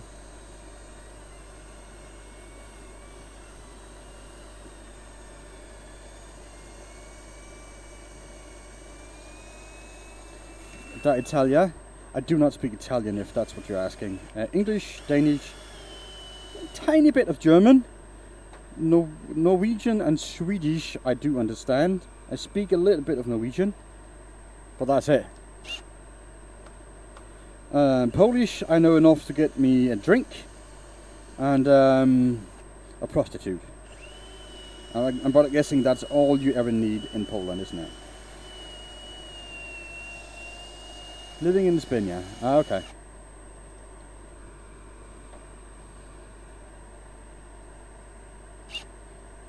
You're Italian. You're from Italy. Oh, that's nice. So, when you're from Italy, I need to ask you a question. I know it's strange, but you see all the TikTok videos. You see all the TikTok videos with the Italian, and they do this all the freaking time when they want to make a point, like, whatever they're saying. I don't understand it. Is that real, or is it just TikTok made up stupidity?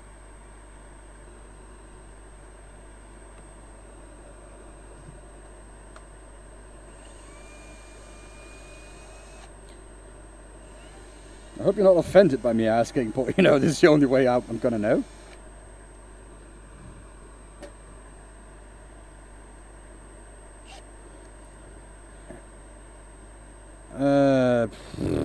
Yeah, I don't understand that, sorry.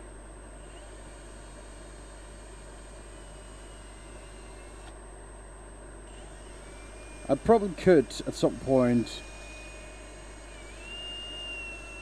add a bot that will translate for me, but if anybody's out there that can translate that would be great.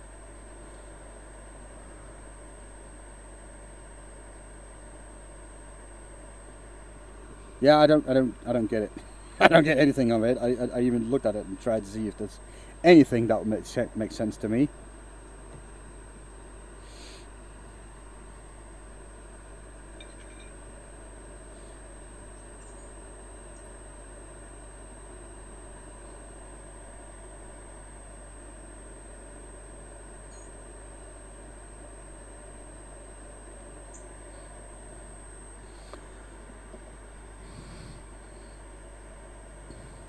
What is this hand up and down? That one here at the back.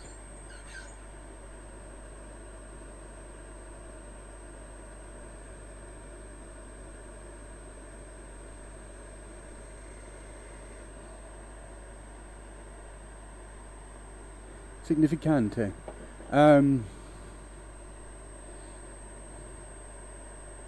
Okay, have a good day.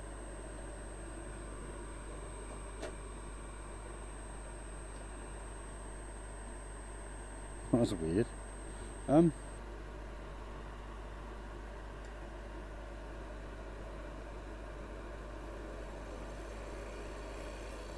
Let's see.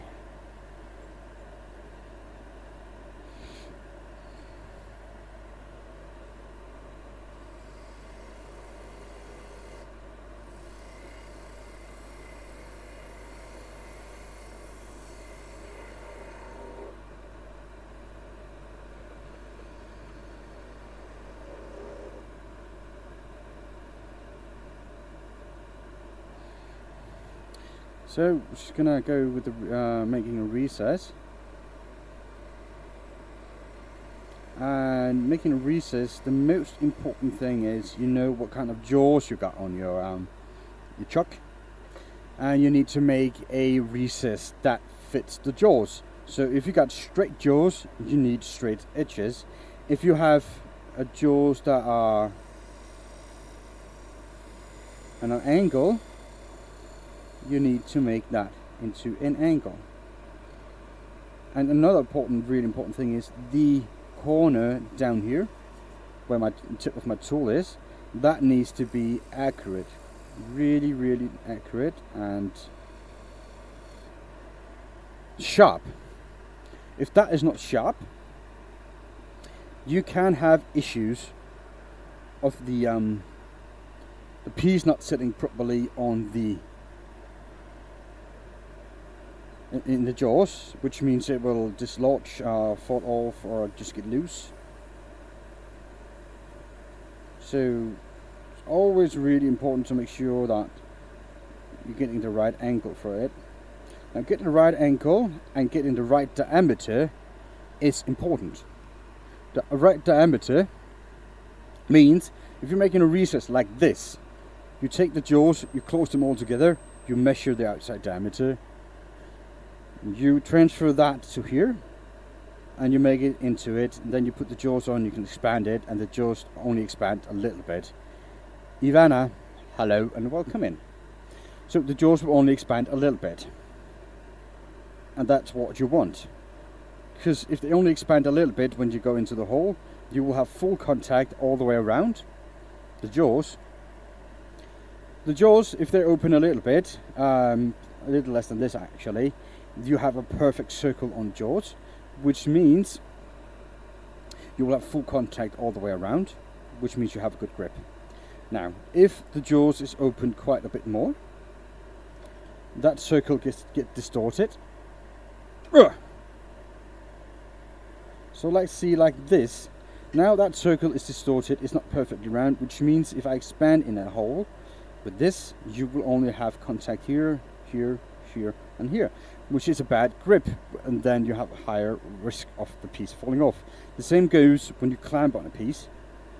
You should use them when you have a perfect circle. Otherwise, you're only going to have a hold on the sides here. Now, these jaws are unique. They don't need that if you clamp down on a piece, but they are the only one on the market with that. So, unless you have a one-way jaw with premium profile jaws on it, get accurate. It will help you out quite a bit. Now, as you can see, my jaws have only expanded a little bit when they are tight. That means I made a good job. You always make sure to tight again. Try the holes. After you tighten it, give it a few seconds, and then you just do it again. Because this timber and wood is soft and it will move on you, and you can get into trouble if you didn't re-tighten that.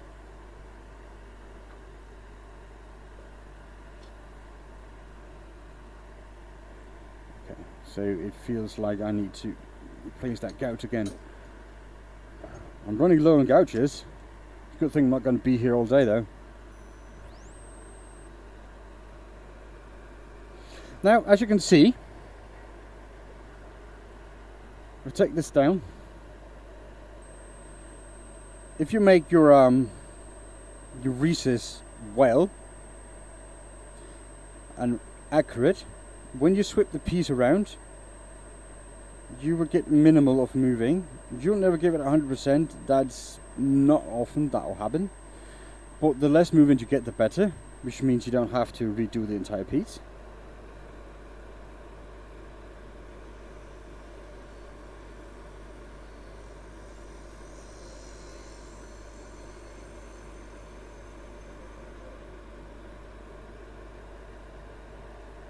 That looks cool.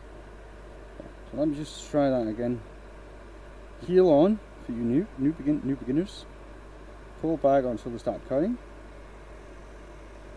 Tilt the gouge a little bit towards your turning direction, and just go in.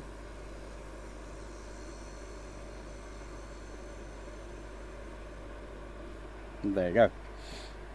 That should be a good cut,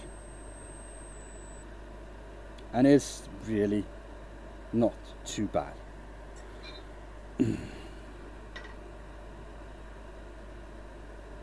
And we got a lot of curls on this side as well, which is gonna make me happy. Oops.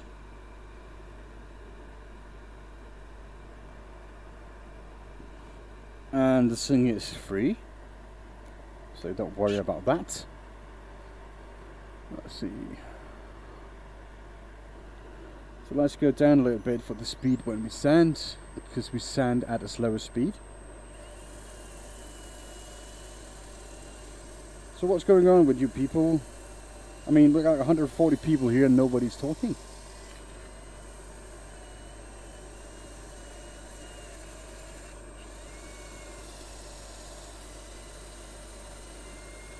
Are you all just hypnotized? Or did you fall asleep?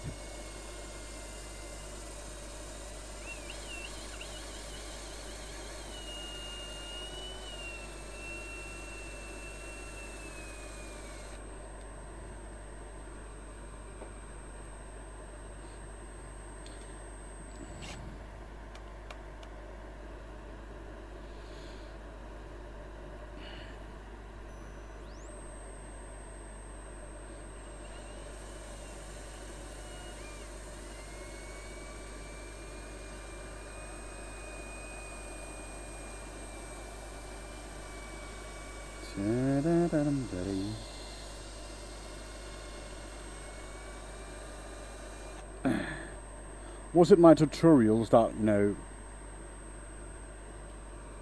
made people get quiet?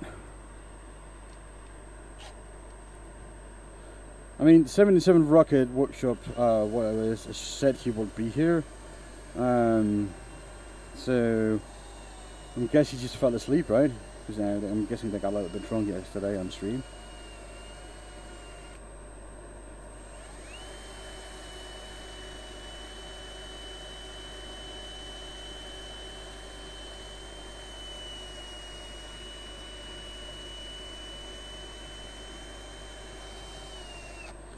So let's see. Ugh. I mean, this is going to be a great piece. It's going to be really cool. Really looking forward to getting that done.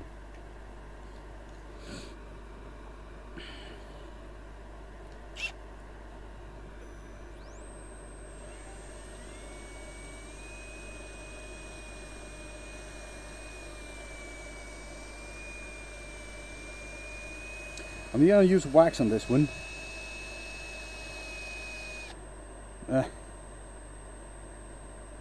Yeah. It probably is early for him.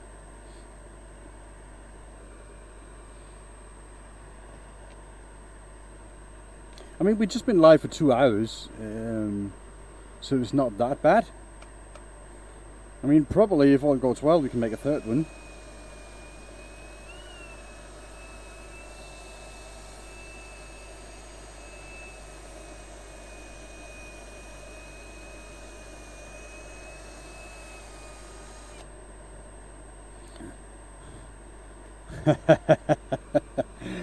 Could probably be a factor, that's for sure. I would expect them to have a little bit of hangovers today. I mean, as long, also a lot of Americans will have quite a bit of a hangover. That's what I'm expecting anyway. Why is there no crowns in my chat? Did I do something different? Everybody else have it, but I don't. So I don't know what's going on with that.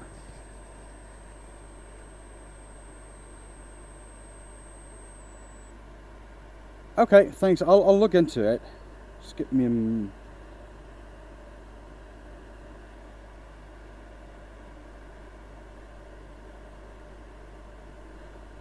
I need to go into reverse here, it feels like. It's a little bit of grout pain. Hello, Nikolai. You missed a great live stream yesterday. Was that 77 Rocket Workshop? I think it's every Saturday he holds, I think it's Saturday, isn't it? He holds a stream where they just sit around and talking, and they are having a blast.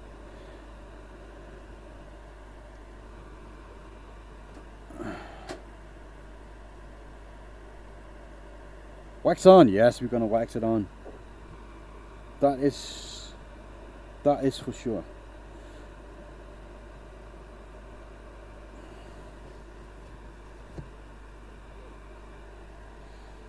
I'm just gonna go get the this one here, sanding pad, but we're gonna color it as well, because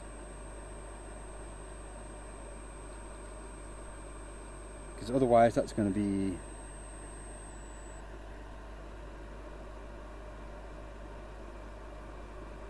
it's worth it anyway. I think it's worth it to color it.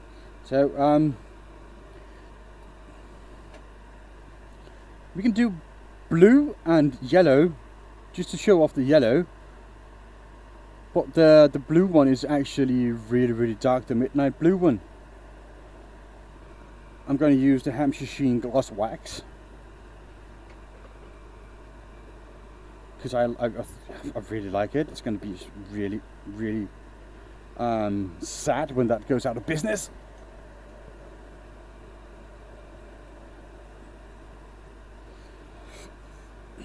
But I think I should hollow this first, right? Or should I?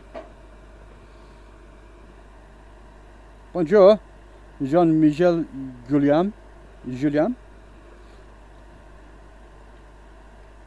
I think that's about right, isn't it? I'm not good at French.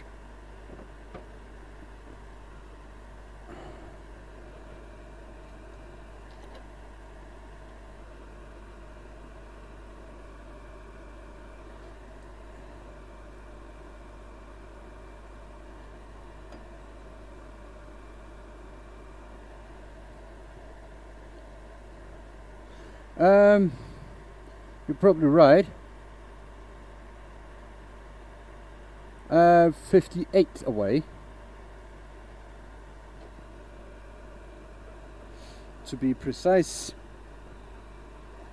So yeah, I don't think we're gonna make it, to be honest. That's it's kind of difficult, isn't it? So that one's going to there, and I'm gonna leave at least 5 mil. So we're going to go 5 centimeters deep here. Right. So get the speed going. This one too. Oh, hold on. And I made a mistake. I should have extended the drill bit before I did my meshing.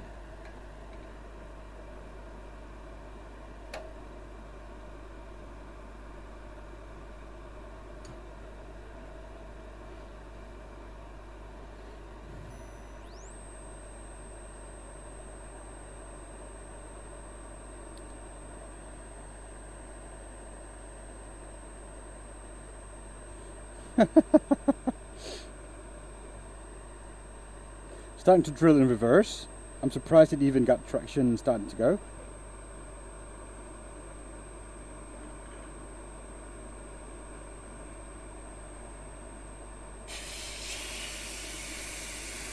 That's 3. Whoops, that's 5.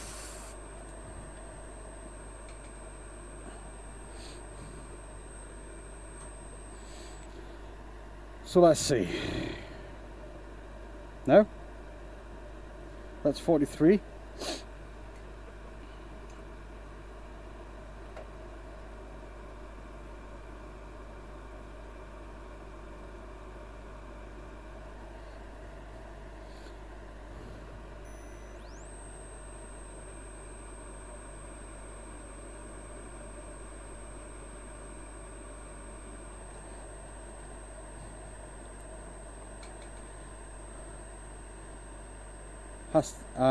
At M.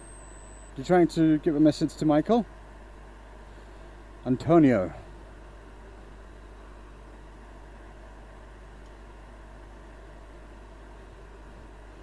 Or if you're a stupid Dane and don't know how to pronounce stuff, Antonio. I don't know.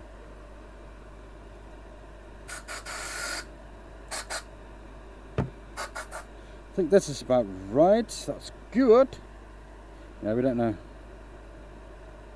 Yeah, 5.6 millimeters deep. Centimeters. 5.0. No? 5.06 centimeters. So that's ready. I can hollow this. I can work with this. Should probably do that first, and then we can color it and finish it and.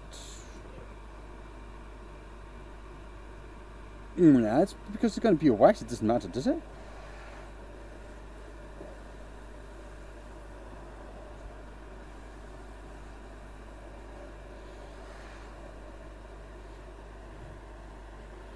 Okay, so we can add the colors.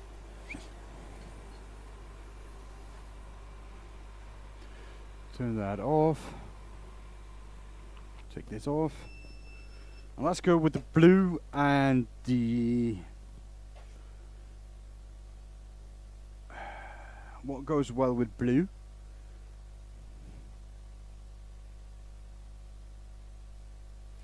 I mean...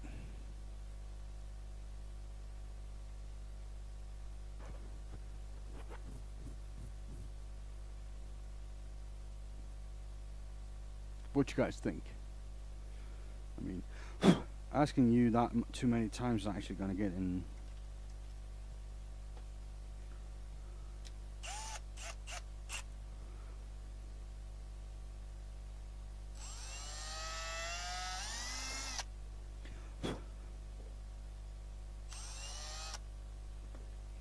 Okay. Well, I guess we can try that midnight blue. It's getting really dark. And get that yellow on, as I thought the first time around would be cool.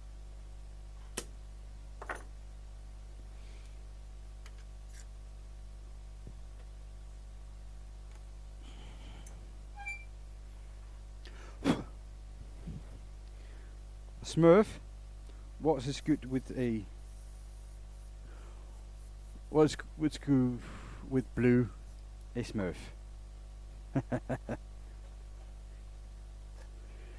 Yeah. Blue and white, but the problem is, hello Jess. The problem is, the blue I'm going to use is really dark, so I need to go really light with it. That's the plan, anyway.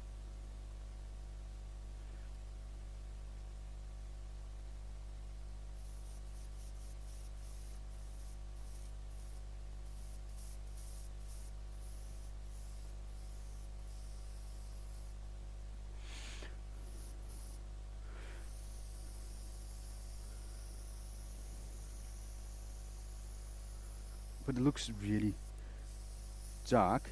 It looks black, but just have something like a blue tint to it.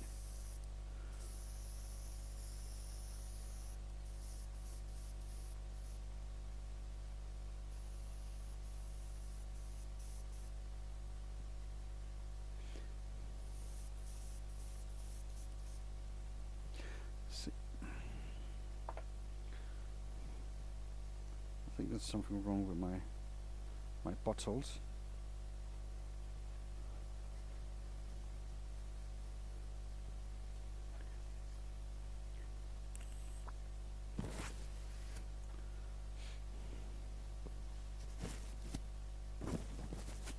Hopefully I didn't get paint on my face.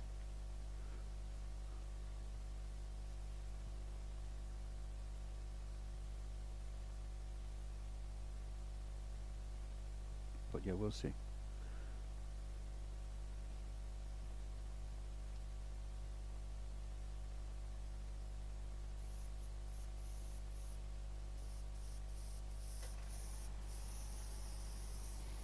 We'll see. But yeah, I need to add this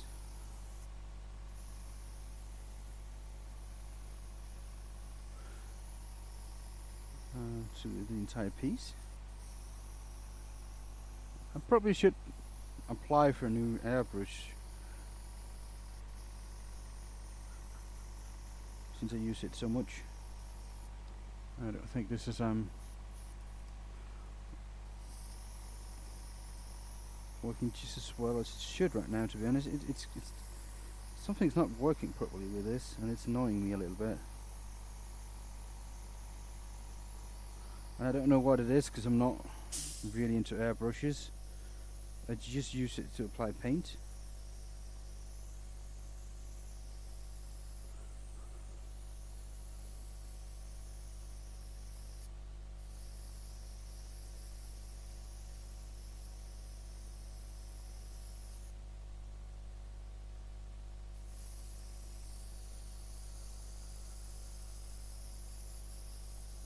Well, I don't know if you can see that, but it's really, really, really dark blue. And to be honest, it looks kind of good.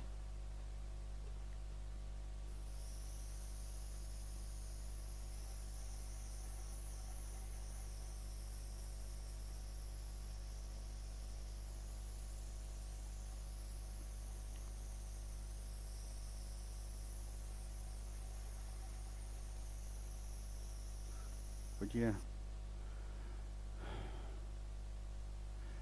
George Bombardino Crocodilo on Futuro Alligator Volante.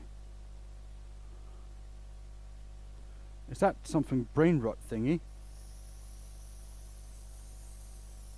Because my children keep talking about that nonsense like that. And they showed me a video of that stuff, and it's like, what's so funny about it? And they didn't know that, they just thought it was cool. I was like, yeah, alright then. Bombardino Crocodilo, I think that's one of them.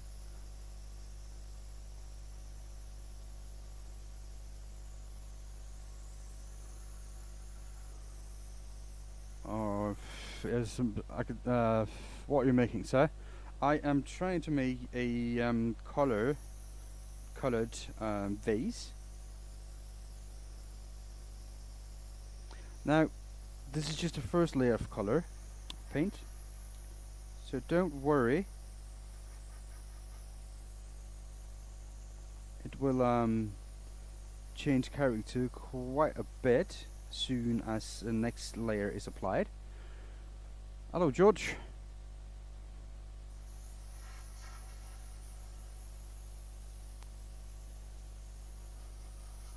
Because this is just a really dark blue.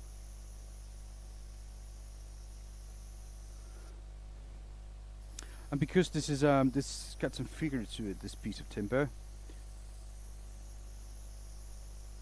They got hard and soft spots, and it means that the color will go in way deeper in on the soft spots and not as deep on the hard spots. Well, that's the plan anyway. So when I sand this a little bit, the color should pop out, or the grain should pop out, I mean.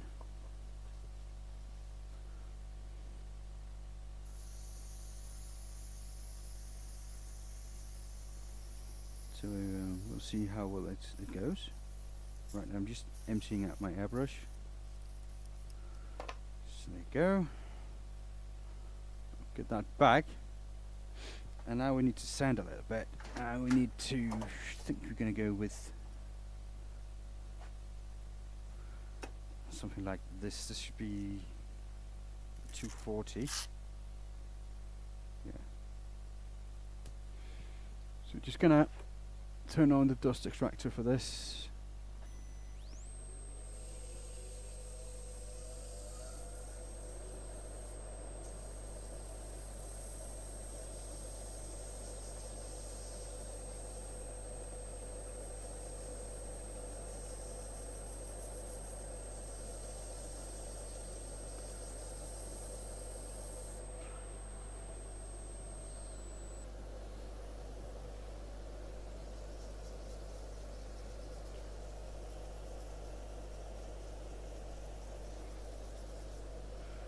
Oh yeah.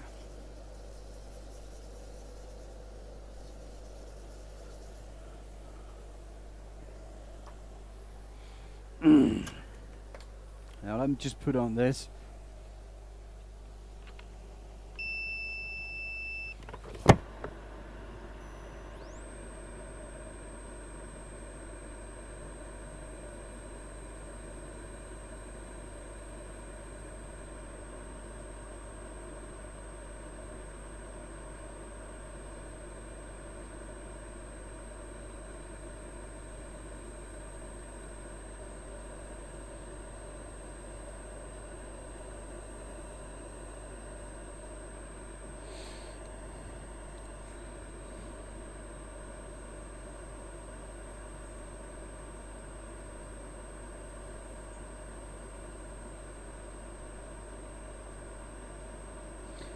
So this is going to be just about enough, I think.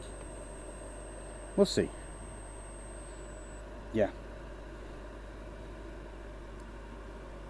And if the place is that a little bit too dark still, I can just go and sand it a little bit by hand like this.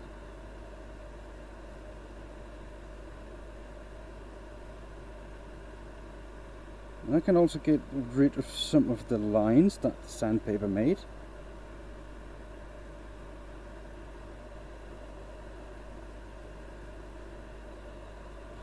Now that blue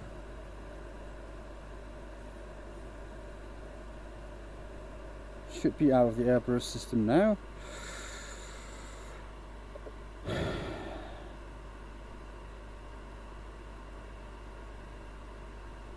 Should we go with the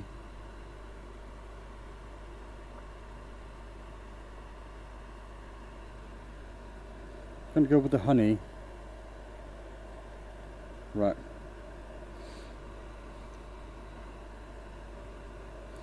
Now there shouldn't be a reason for helmet or dust extractor for this.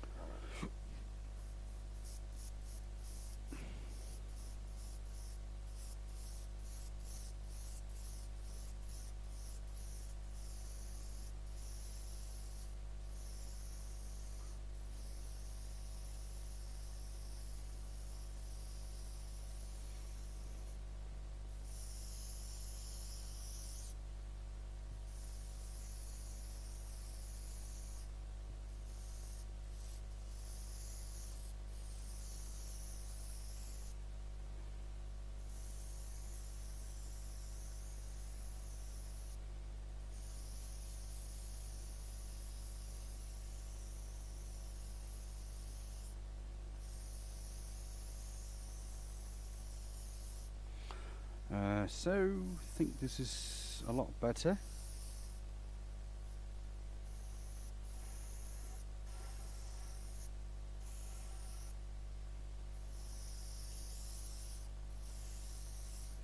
Now you can really see the blue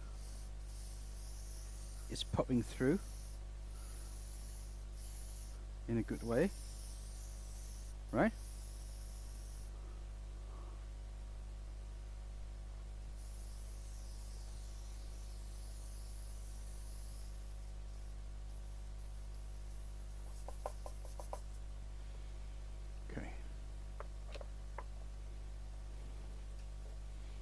So what do you guys think about that? Is that better?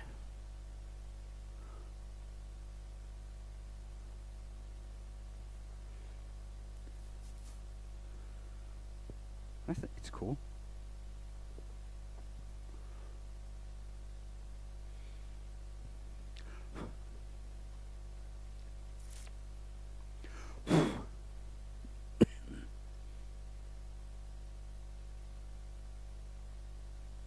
Really see that actually starting to pop through.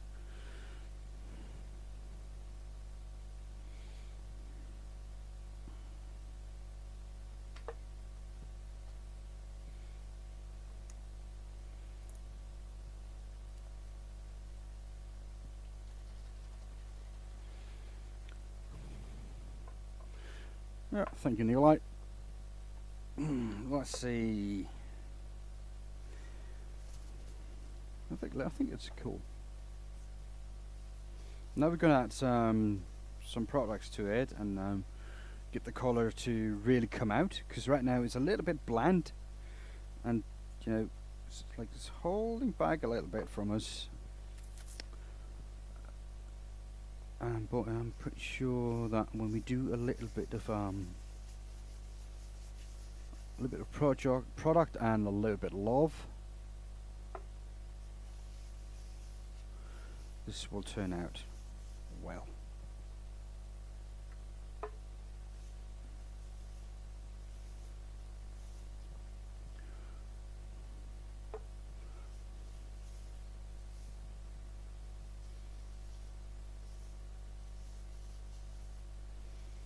Now this is sanding sealer. This is basically to try to keep the color on the timber, on the wet piece, and not to come out through the wax. Kurendagi, hello and welcome in. Did I butcher your name? If I did, I'm sorry. I do try my best, but I am not an expert reader.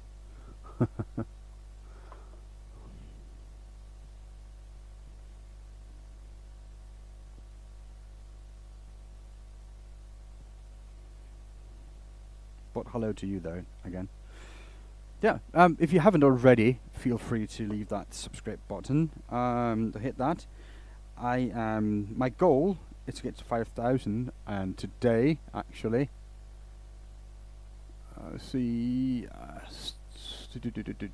we are 52 subscribers away, which is not too bad, really. Your name is Thomas, and you're from Korea. Hello, Thomas. How are you today? I hope you are doing well.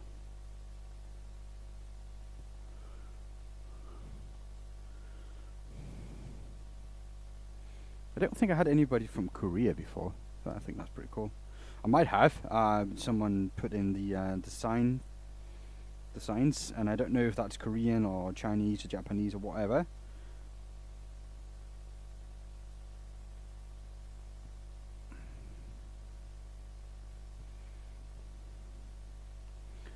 But yeah, I'm gonna put on that dust extractor because that smells a little bit. What are you making, sir, if you may ask? You may ask. I am making a vase. Something like this, actually. And it's going to be watertight, so you can use it for flowers or incense sticks or anything that you can think of.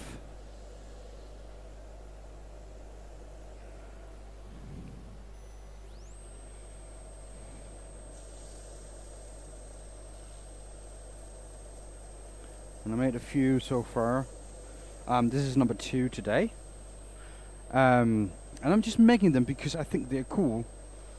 I have nobody to make them for, really, except they're just cool and nice to look at.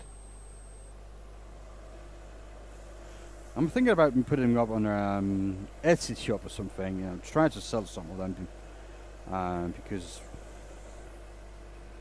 I got quite a few after a while. So it's either that form, that color pattern that you just seen or see right now, or this is what I've done quite a few of as well. This type of coloring where they burning it. So there are two different kinds of hollow foams that I make. But I was lucky, I got my hand on some of this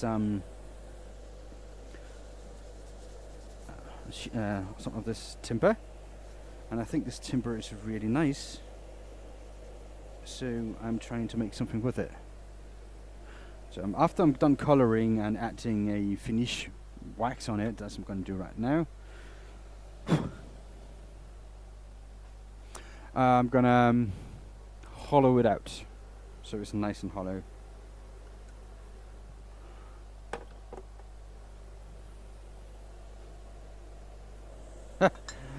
And Nicholas says, just because I don't know what to do, I cannot figure out, no, that's the only thing I am able to make. That's what he says.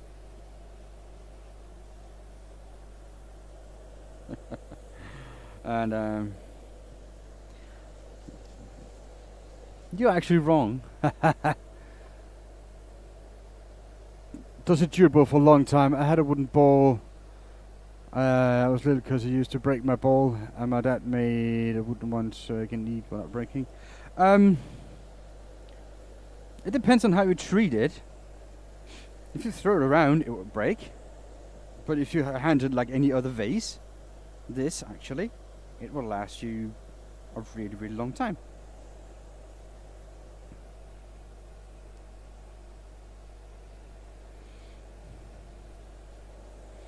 But for a vase, you don't eat from it. You can put flowers in it, or incense sticks, or fragrant oil with the diffuser, or something like that.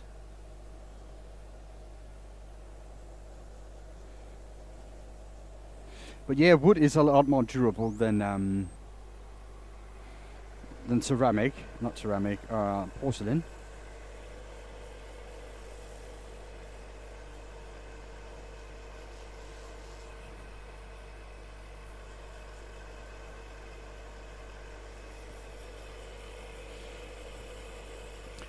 So that's probably why.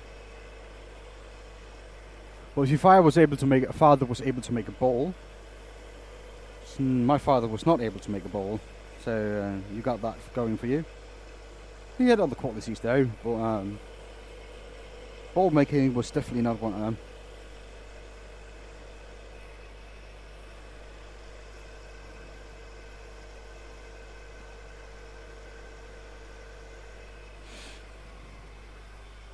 Yeah, Michael, I choose another piece of timber than the one you said because I wanted to make a wax finish. And this wax is not coming on as I wanted it to. So I'm just going to apply another couple of coats.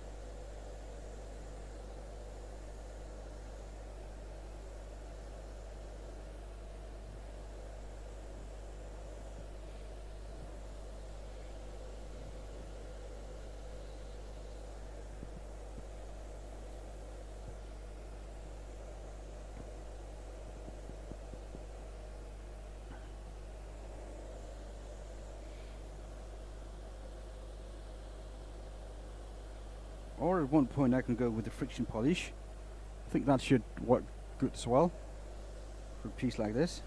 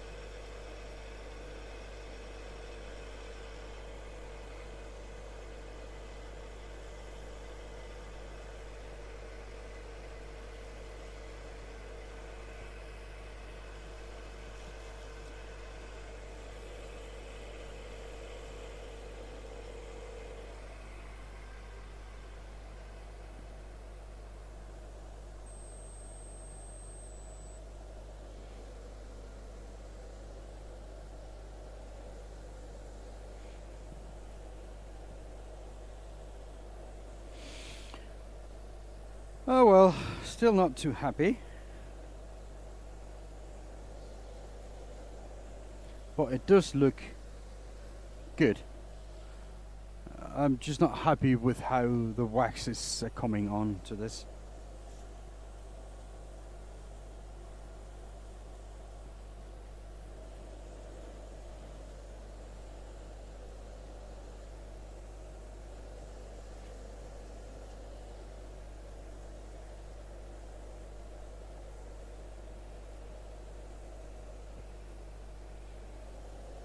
So you just need to dry a little bit before I buff it.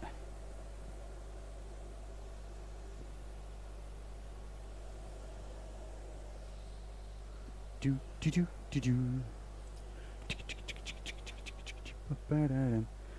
So we're going to try another piece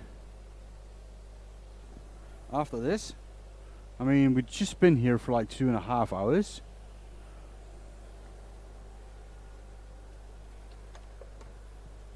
We're going to make a small ball and talk about techniques on ball turning.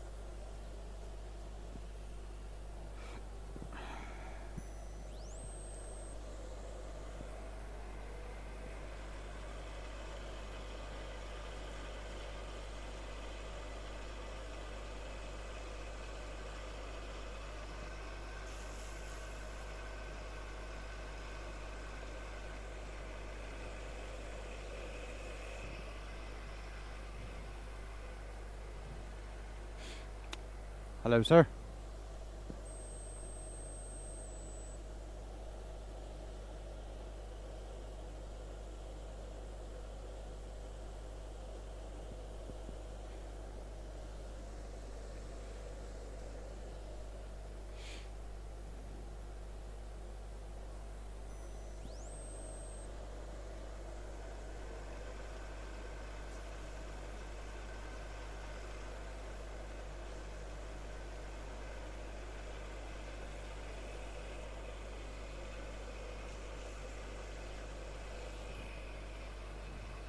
Mario.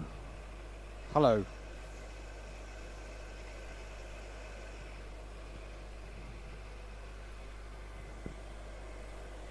I don't think we're going to make the target today, Michael. The sub-target. But that doesn't matter. There's always next week, right?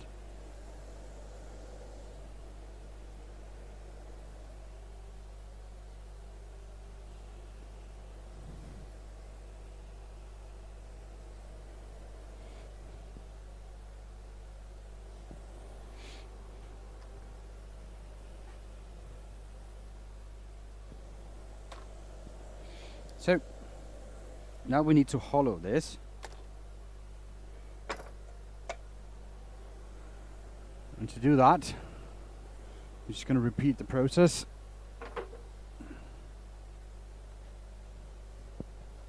Close that drawer because that doesn't look nice.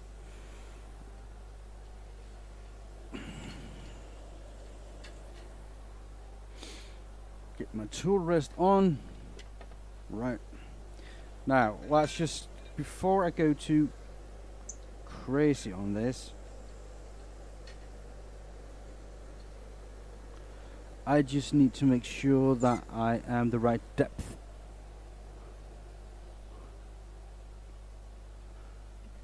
And to do that, we're just going to take calibers.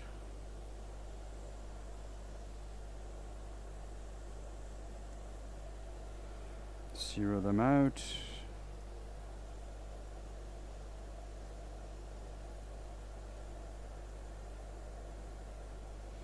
And there you go. 50.57 millimeters. That's good enough, and we need to go 5 anyway. So just a little over. I think that's going to be okay.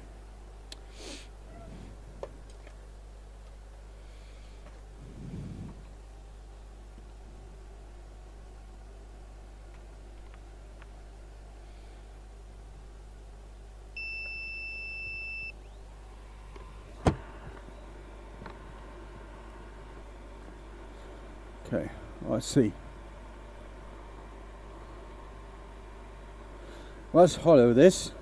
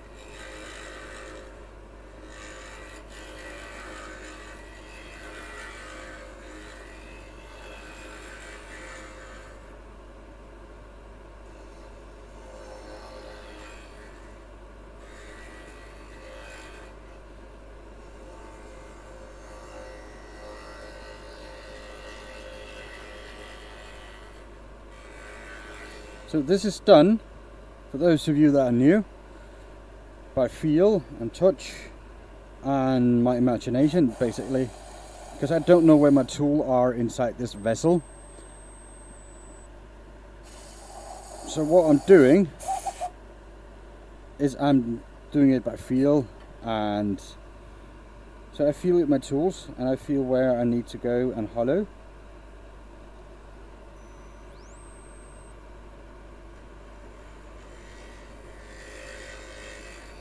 And I just work that area.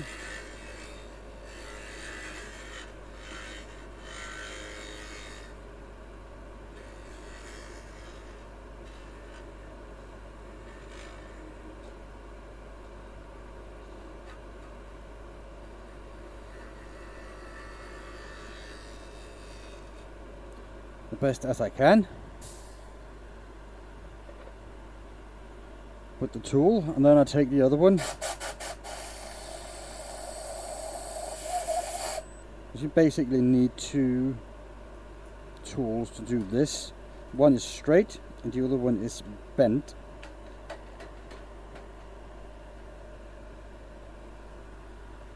Right.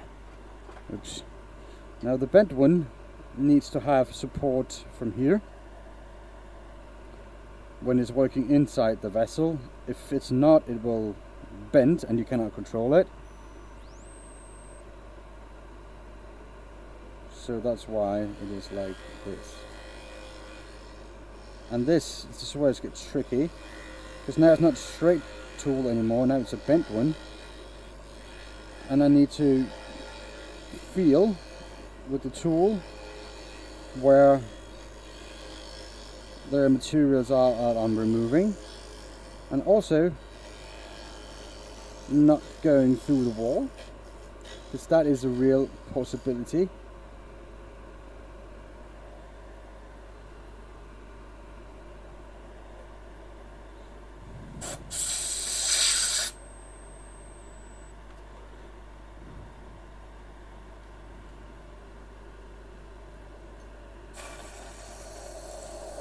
I try to avoid to build up too much material inside.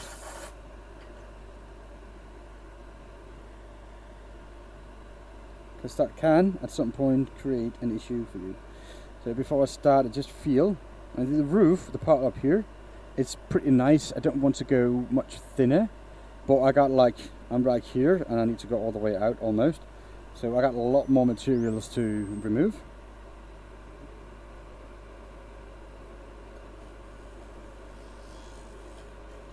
And I need to make sure that I am also working on the bottom section, so that is removed at the same time as the rest of it, because that will make it a lot more uniform on the inside and a lot easier to work with.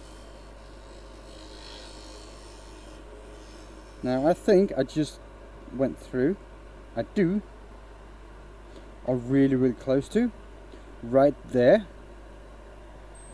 because I had a change of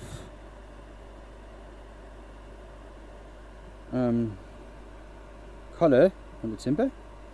I didn't, but it is thin now. So that's something I need to pay attention to.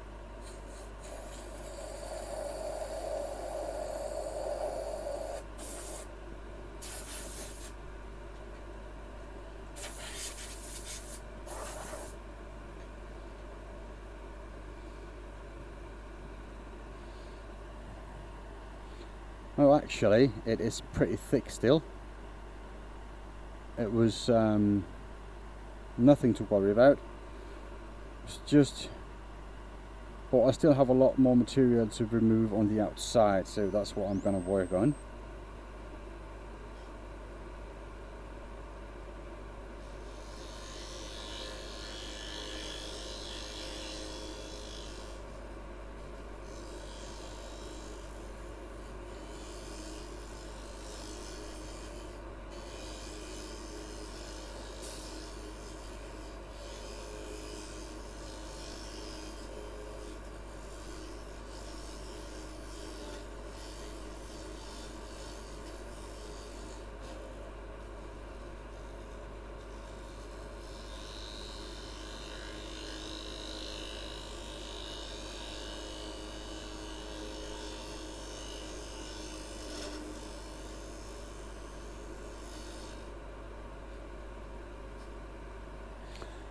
Okay.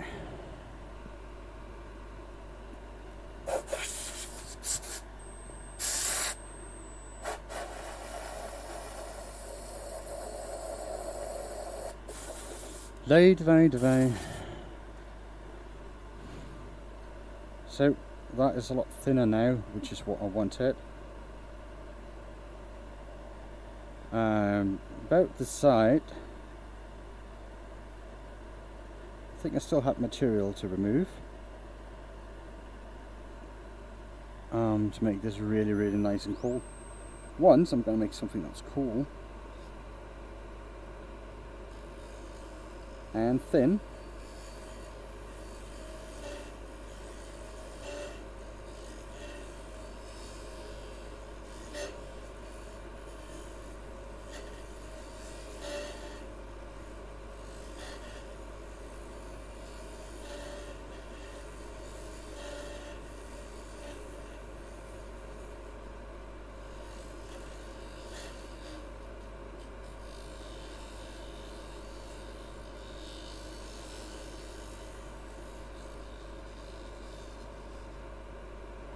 Okay. I don't know if you saw that, but it changed color here.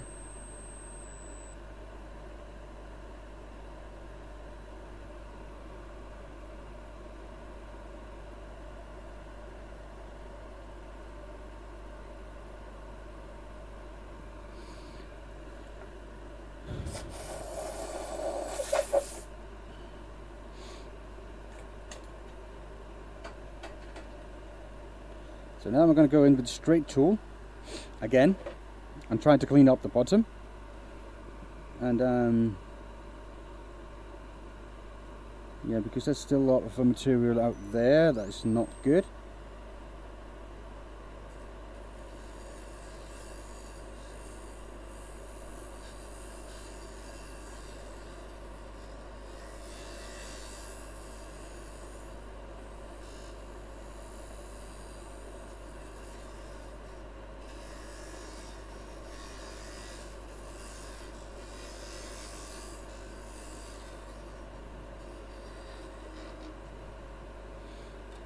Now I have a light. Kumarasan. Hello.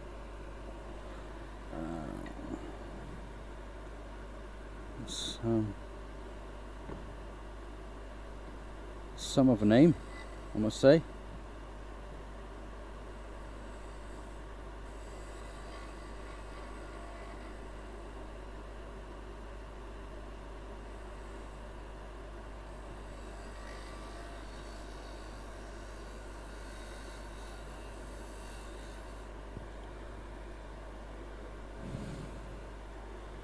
Right.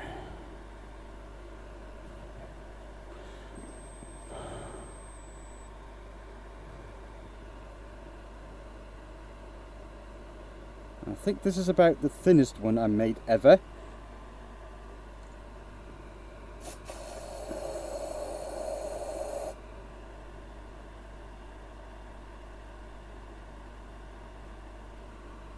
It's a little bit thick here, right there, but I think it's not too bad. To be honest, I'm scared to go in there with more tools.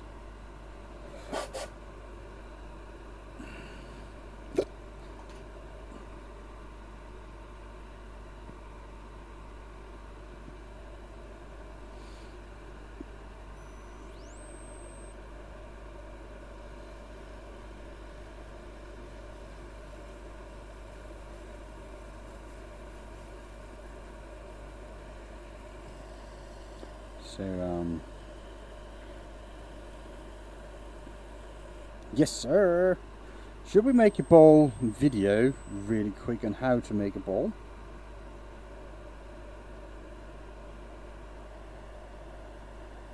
Is anybody up for that?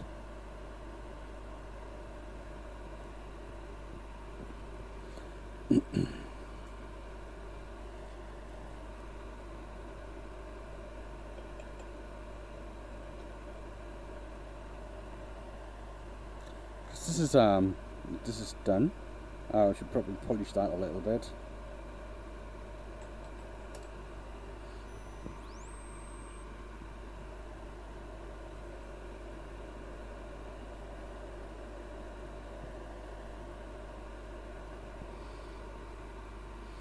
Probably need a little bit more of the wax.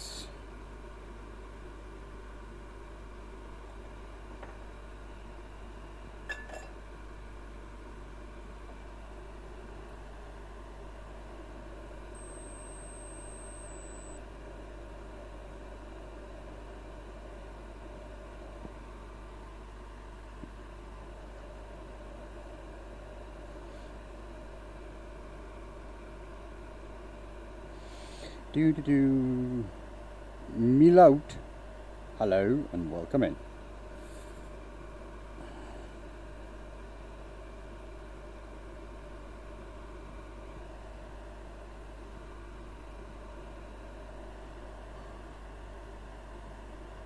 Or Milout. Depends on how you pronounce it.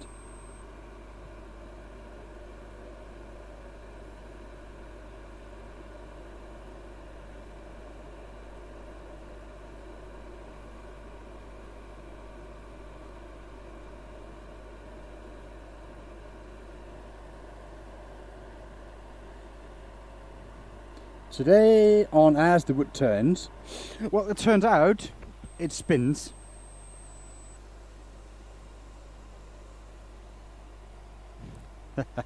Hello OG, welcome in dude.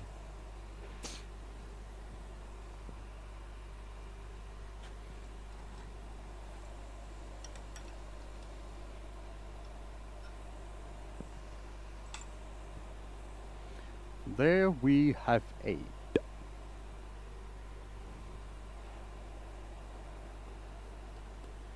and it's really thin. That's cool. So that's two. But like I said, I think we should do a video. It's got a nice knob. Yeah. Of course. Should make a video on how to make a ball.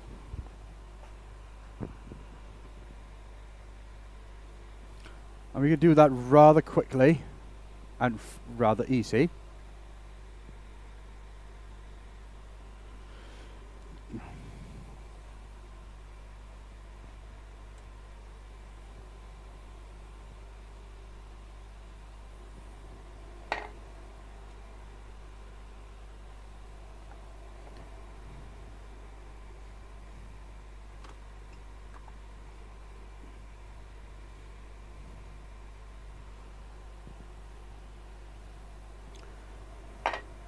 Today, just going to make this into a ball. So step by step on what to do. First of all, you need to find a bit of timber that is big enough for the ball you want to make. So this is a bit of oak, and it's about 15 by 15 centimeters, if I am not mistaken. Yep. So that will be about 6 by 6 inches for your non-metric people. What I'm going to do, I'm finding the center, and this is a handy dandy little tool for that. It lines up the corner like that, and you just draw a line there, and it's good. Now, the reason why we do it like this is because I want this to be the top of my ball. If I make the cross here, this will be the top of my ball. I want this to be the top of my ball. Right. What we're going to do then is going to take a drill bit, and that drill bit needs to be to fit the size of the center screw that you have. In this case, my drill bit is, what was that, 27/64 of an inch. I don't know what that is in millimeter, but I will tell you it's 10.5 or thereabouts. So, and that will do well. Now what we're going to do next, we're going to drill as deep as the tape has marked here, because that's just a little bit deeper than the screw goes. So that's what we're going to do. So there, and try to get that into the center. Just go to where the tape is. No, not any further.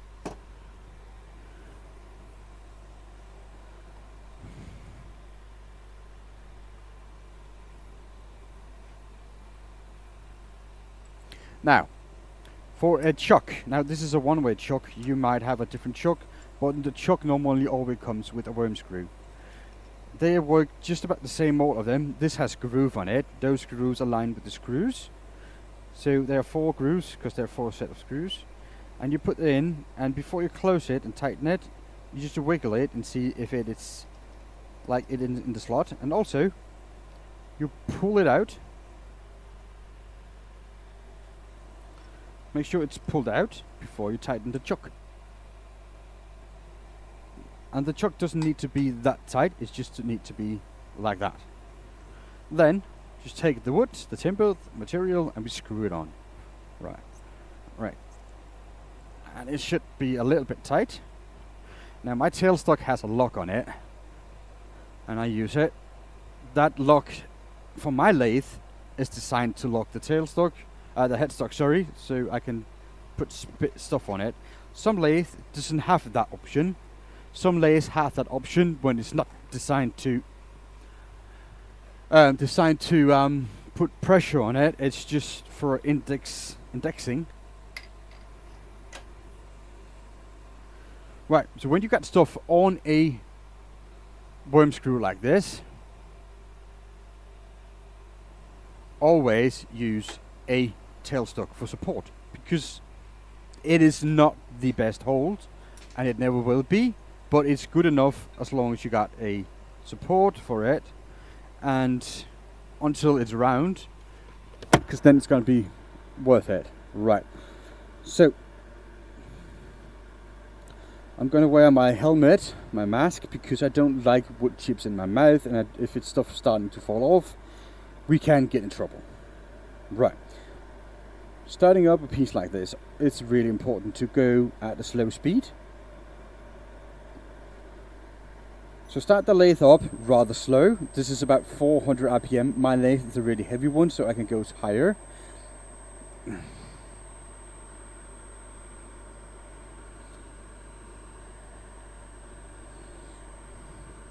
Sorry about that. My lathe is a heavy one, so I can go a little bit higher speed. You should go as high as the speed as you can until it starts vibrating the lathe.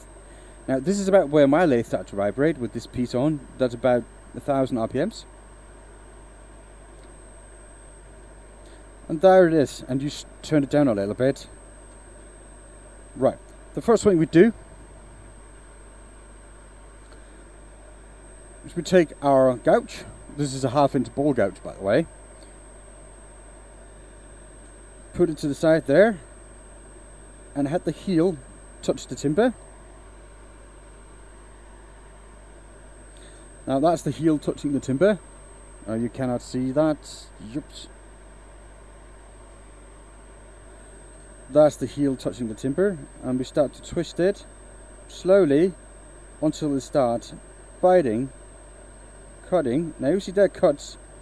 When it's just cutting, I pull backwards, same angle, using my body to pull, not my arms, and make sure that I have good contact with the timber. And we can do that again.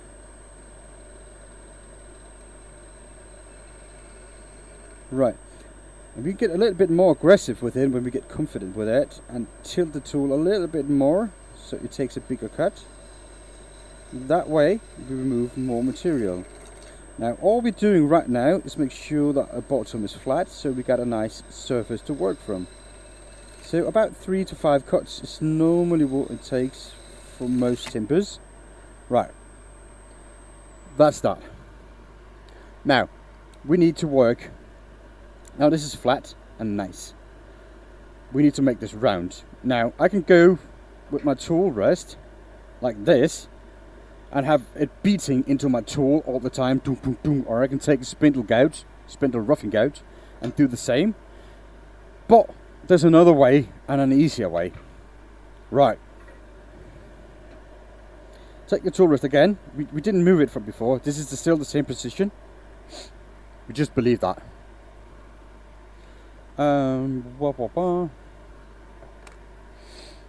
So there it is. Now we start, when this starts spinning, remember that earlier when we just put the heel on and to the tool? Yeah, we don't do that right now. We just start a little bit by going in until the start cuts. And then we just, as soon as it starts cutting, we tilt the tool outwards a little bit and go out. We start from a solid place. And we just start nibbling away. And because we're going from a solid place, we don't get hard beating on our tool.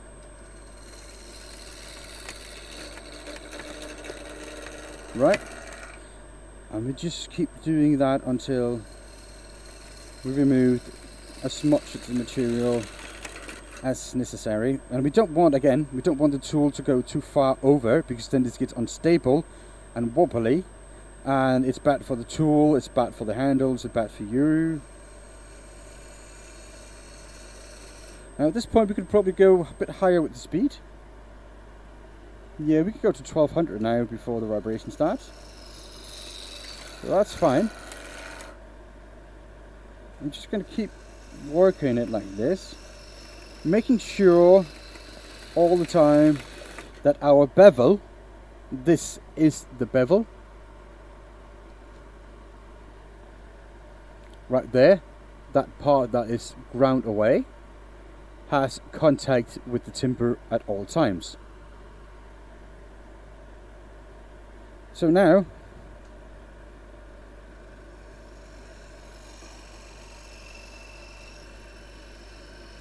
we're just starting to round it out, and the wings here are still almost intact, they're far out, and that's nice. So far we're just making a round shape. And we do that until we are just about think we're about ready. And when are we ready? We are ready when we see that it's starting to get close to this part here, when this is round in the middle. When that happens, we turn our tool rest. Now, we take down to a corner aligned with the tool rest. And we only move our tool rest when the lathe is stationary. Right, when you get really good and are not afraid anymore, we can talk about doing other stuff. But right now, this is what we're going to do. Right, so now the top view here will show you the speed, the lathe spinning like that, and me trying to nibble away. And if you look carefully, you should see that even though I am turning air, which I'm doing right now, I still have contact with the bevel. The bevel is still in contact with the timber, which means even though I'm only touching timber 10%, 50% of the time, something like that, in that range, depending on where we are, I still have contact. That reduces vibration and gives you a way smoother cut. Also, as good as you can, get a wide stand with your legs, like this. Have the tool rest against your body as much as you can. You probably can't do it from all the way in here, but as soon as you start the cut, get close and rest against your body. So now you have 3 points of support. One is the tool rest, another one is your backhand, and the third one, that's actually your hip or your belly. Right, so you get to this point now, you can see when it's starting to sputter, it's because I was impatient and took too big of a cut. Now the entirety of my tool is engaged right there, a cutting edge out here, which means I don't have proper contact. Only here I have contact with the bevel, not out here, and that's giving us a bad cut. In that case, you pull the tool out and you nibble away at it like this, and it's alright to take your time and nibble a little bit. Just practice that bevel to be in contact with the timber all the time. Now, again, if you're not sure on how to get contact with the timber, you put the heel towards the timber and pull the tool backwards and lift the handle upwards until it starts to cut. There, this tool is cutting now. Now, I tilt it a little bit on the side and I push it like this along the shape that I want. Now, also, what I'm going at, because this is a bend, I am lifting the back side of the handle at the same time.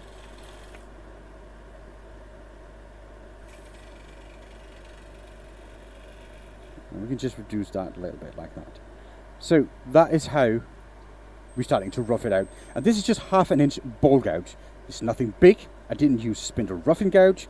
I didn't use a scraper or anything. I just went straight in with my 1/2 inch ball gouge and tried to be a hero. But with the right technique, like I showed you, you don't put extra strain on the tool, and you can get a good cut, and you don't have to buy extra tools. Now, as a wood turner, it is often ill-advised to go uphill. Now, this is going uphill.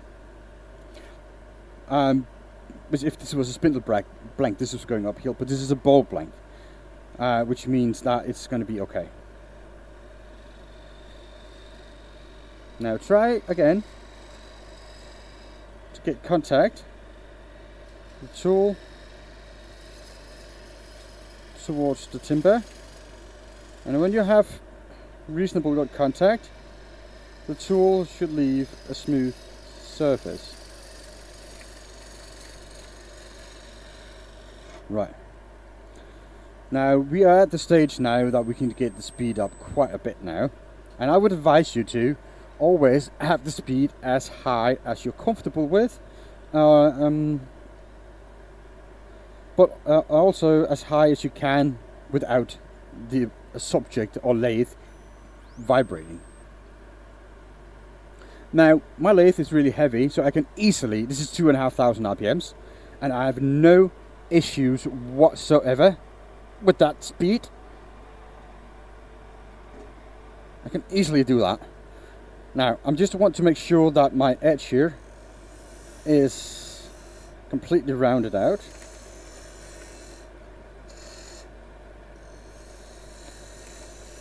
So I'm just going to do that with a few cuts. If you don't know if you are there yet, if it's round, you take your tool, you put it on top, and if it sounds like it's just touching the timber, you're all good. You don't need to change anything. But if it sounds like it's bouncing, like brrrr, then it's not round. This was a little bit, you can hear a little bit, and that's why there. Alright, so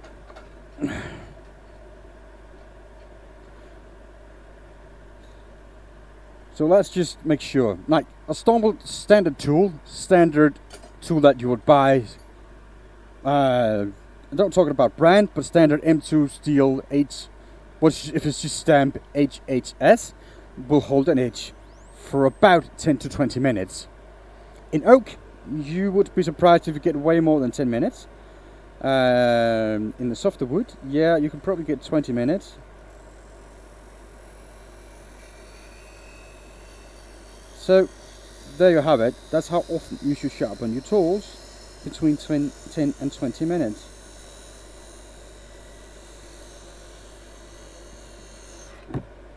Right. Now, as you can see, good bevel contact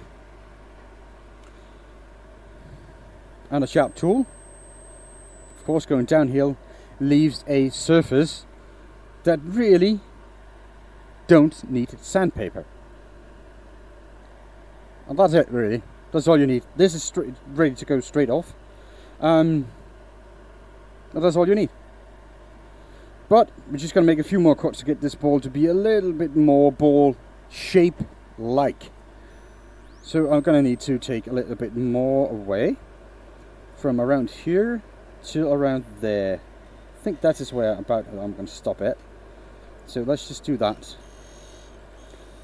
The reason for this being that a ball with too steep of sides, it is a lot harder to turn and make. And let me just show you that. I decided where I wanted to go with the side, where it should end.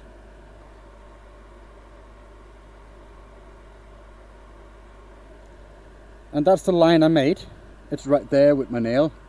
And that's where my cut ended, within a millimeter. And I got a nice curve on it. So,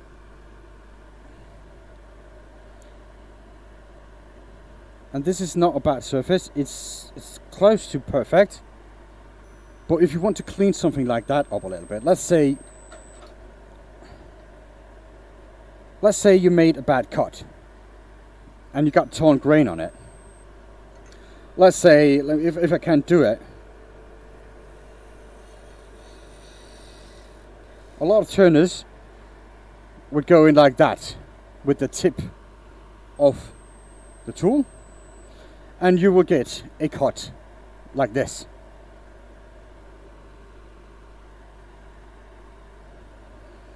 And you get a cut like this. As you can see here, there are small holes and it doesn't look even.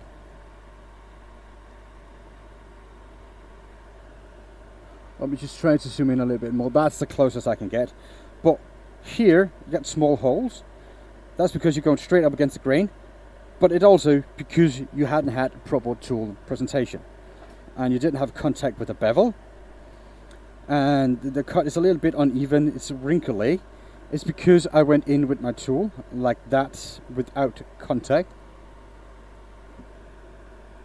So let's just try and get rid of that with a nice cut.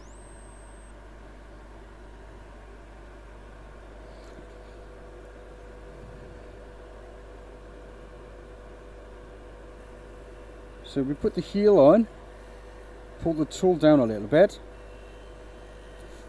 and then we're going to start, as soon as we start engaging, tilt the tool a little bit, and we're just going to go around, and if we lose it, we're just going to go back and restart it.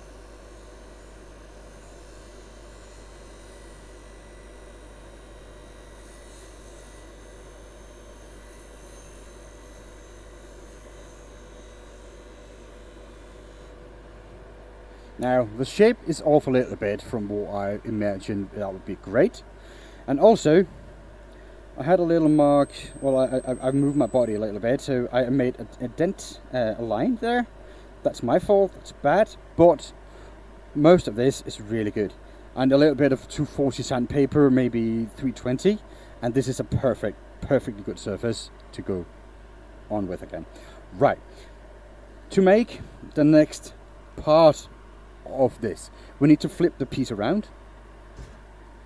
We need to flip it around on the lathe, and to flip it around we need to make a recess, and a recess is where we use the jaws on our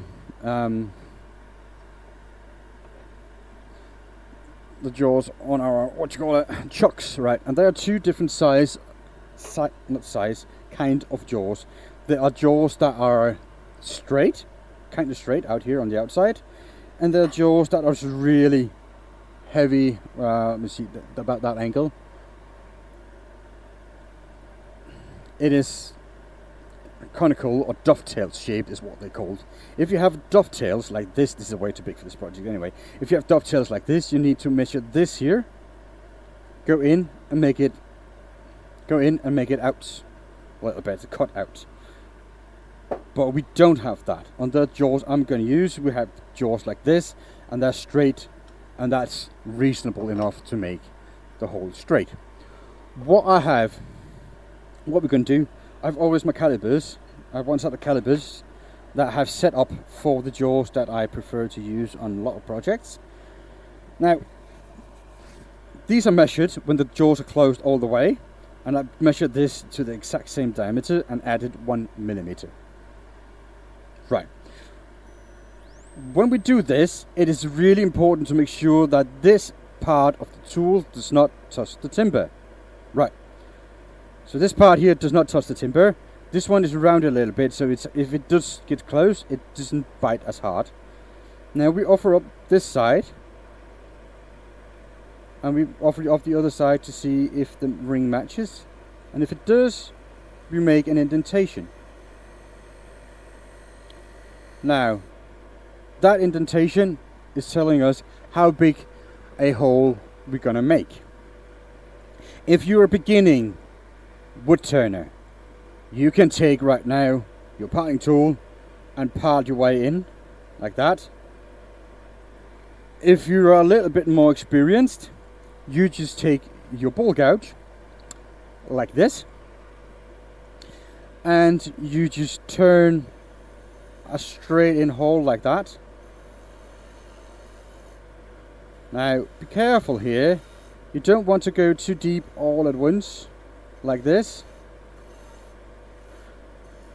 Right, mind you, I did not go all the way to the edge right now, because I can do that with a fine little cut. Now it's important to know the way your cut will go is the way of the bevel. Right, now that direction here like this, it means this tool will cut that way. So when you put it in like that, of course we should make bevel contact, but the bevel contact should be here on the outside right now, and we just push it in and we go straight in. And be careful down there, when you get to the bottom, you don't push further in, you stop. Right, so now we made a small, that one. Now the bottom, we want that to be a little bit flat, so we're just going to go a semicircle here.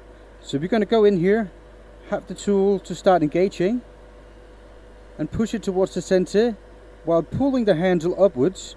So we're going to go in like an arch way down to the center and cut off that little nipple in the middle. Right, now this is a reasonable good recess. What is important though, that corner needs to be really sharp. And how do you make a sharp corner? Well, you take a tool like this chisel and go into the corner and make sure that nothing is left in there. Then you can take the flat part of it and use it as a scraper. This is not what this tool is intended for, but boy does it do a good job like this. Right.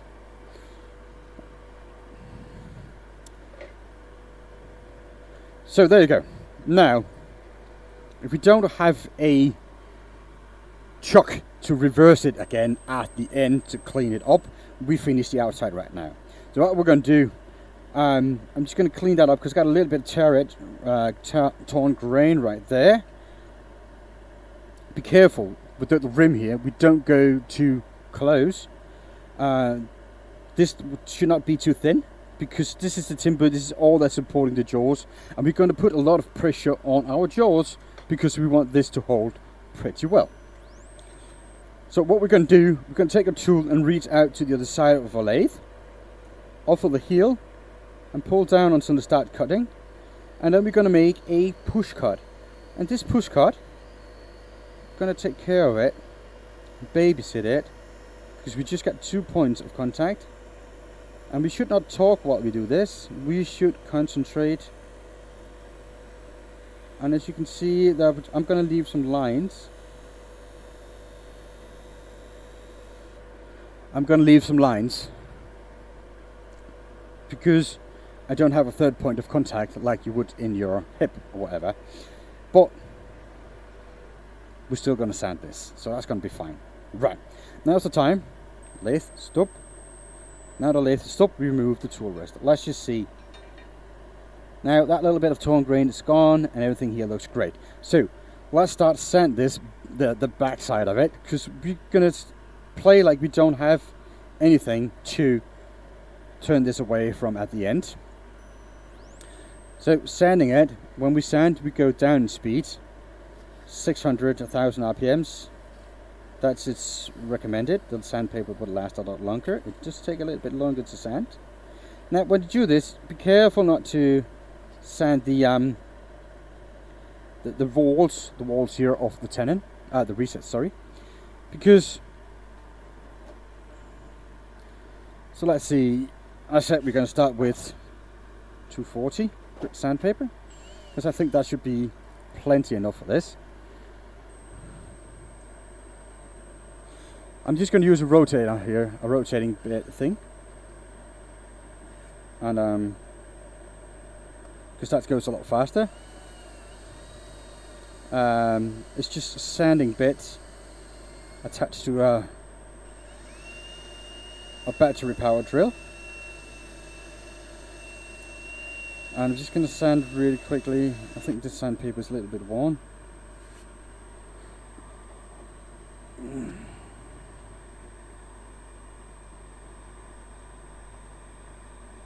Yeah.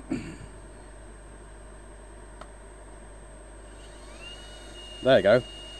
Now it works. As you probably can see right now, the few lines that are left from my tool will get away really quick with just a little bit of sandpaper. And this is just 240 grit sandpaper, and it's not that aggressive.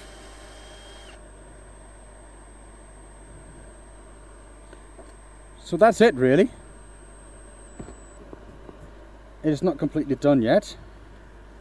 I shouldn't have gone to 240, I should have started at 280 because I needed a little bit more. I was too cocky.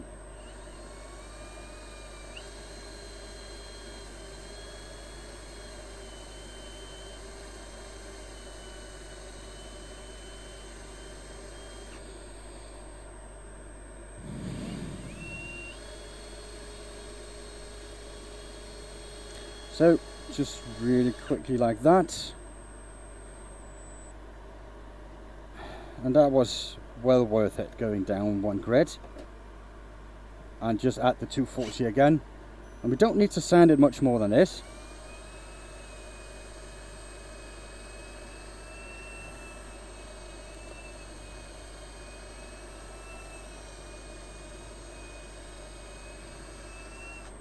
So there you go.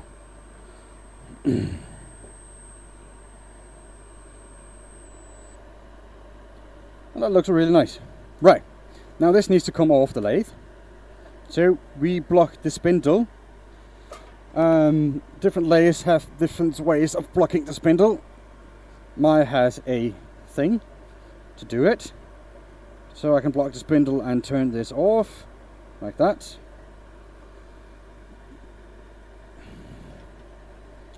Take that center screw out.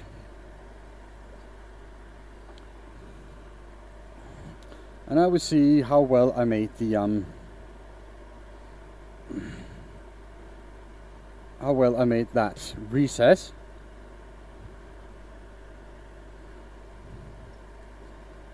Right.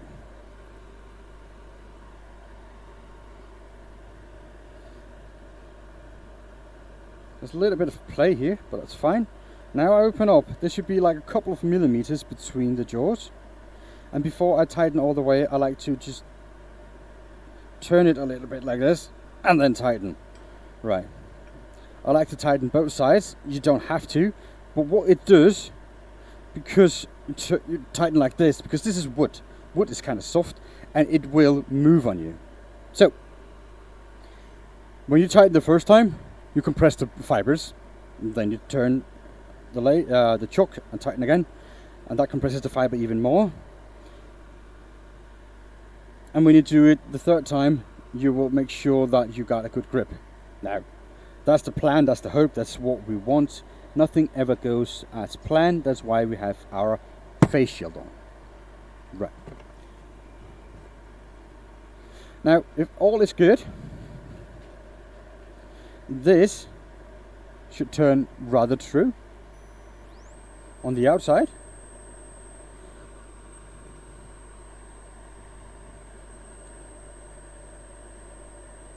And it is within a millimeter. So that is good. Now, the same thing here. We have a tool rest just below center. Right. And the tool rest is rather close to the piece. And we take the speed up as far as we want, maybe. And we just do the pull cuts again. Add the heel to it like this. Start turning it until it starts cutting, and we just pull. And you can see out here, it was a lot of bouncing.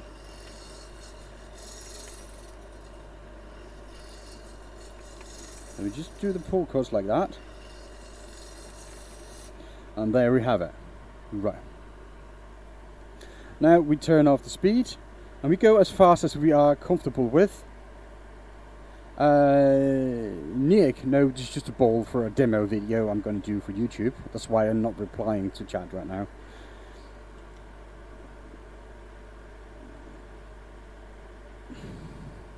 Alright, so back at it. Now we're going to go as fast as we want with the speed. About 2,500 RPMs, this here will be good. And we do the same thing again. We add the heel to the piece and start tilting until they start cutting. And now we're going to go a little bit more because we want to cut into the timber. Right. And we can just repeat that.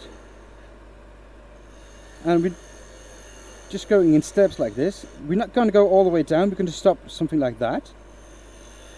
And we're going to go about 1/4 of an inch. 1/4 of an inch steps. 1/2 centimeters. 2 centimeter in that range, it's something like that. And we're going to go close to the finished diameter of the ball. We're not going to go all the way there yet.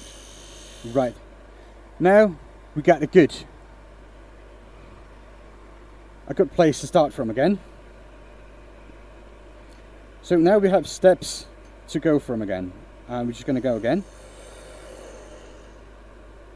The first one is always disappear. Because what we're doing, we put the tip in and we pull it towards us while we push it into the timber. So just now we got a place to start from, and we pull it in like that, and make sure that the you have contact with the bevel to the timber, always like that. Pull it in, and take your time with this. Now this is a demo video, so I'm going to speed it up. And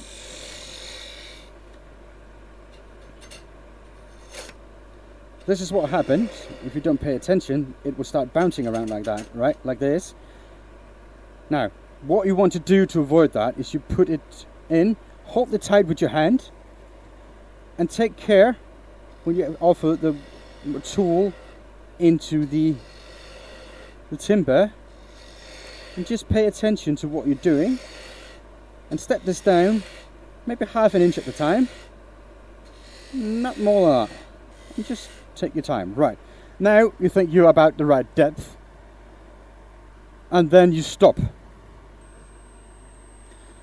And to do that, we need to measure how deep we can go into the ball.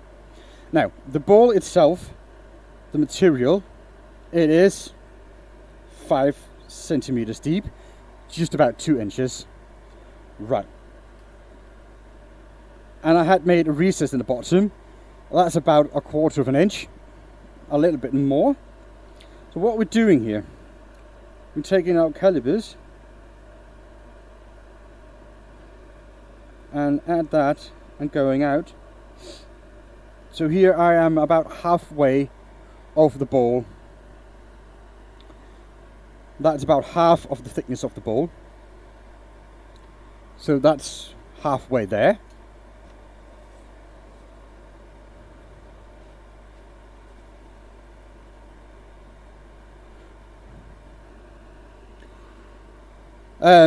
I use both metric and inches because I'm growing with metric.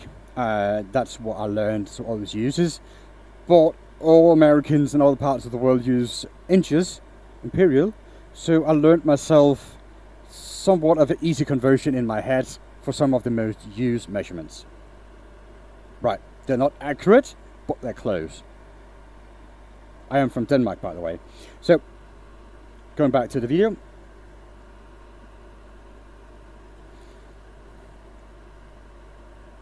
Alright, so for this now, we're starting to get a bit too much overhang on our tool, which means it will start to vibrate.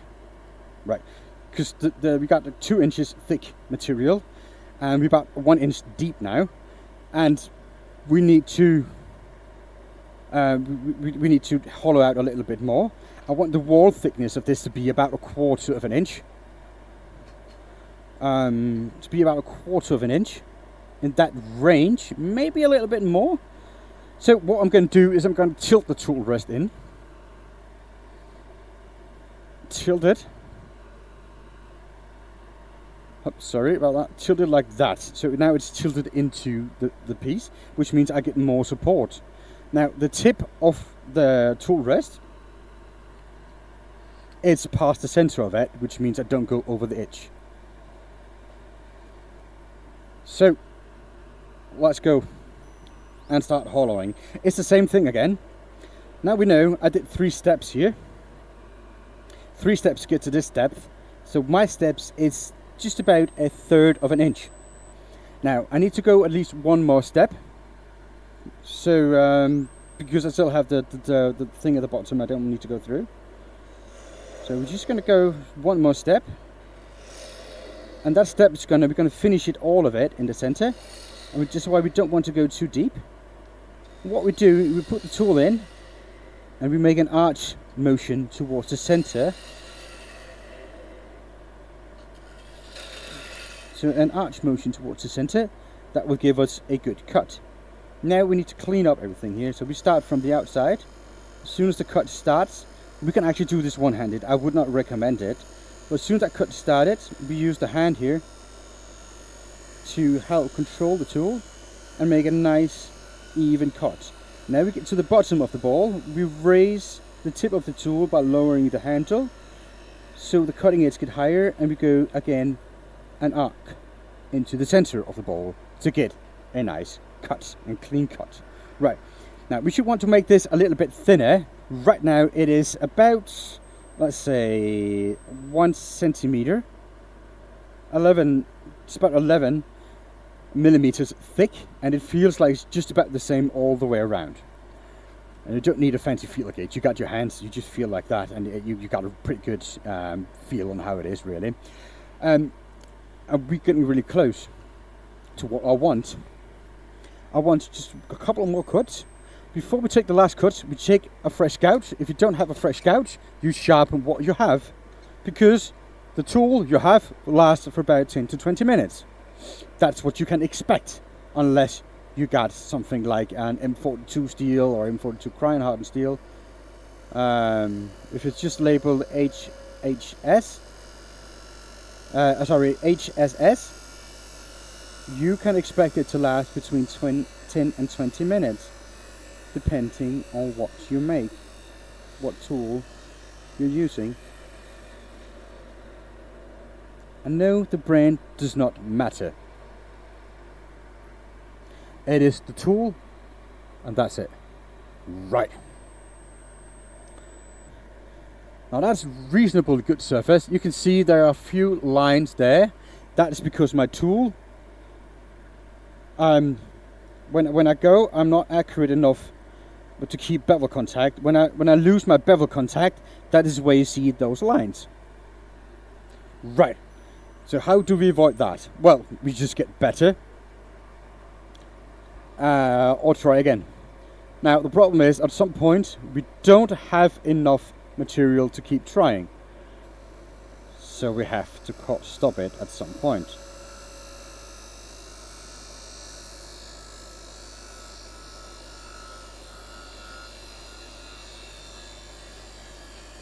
But with a finish like the one I have here, I am confident that a little bit of sandpaper could take care of that little issue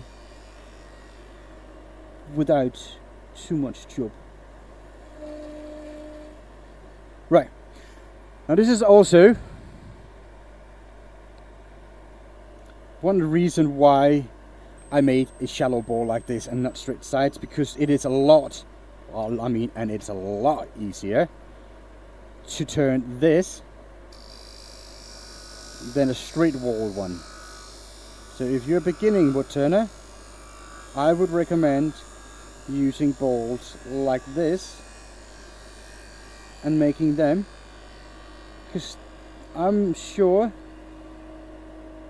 that you will be a lot more successful doing this shape than any other.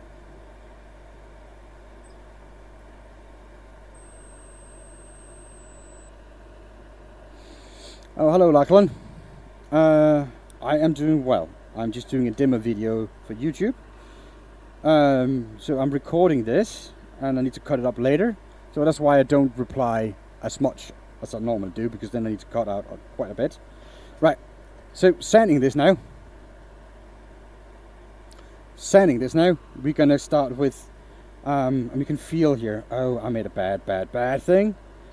Let's go back again. This is not good. I can feel that my tool didn't do a good job. Right here, it's a little bit higher right here. It's not a lot, but it's a little bit, and we cannot do that for a demo video. No. We cannot see it, I can feel it.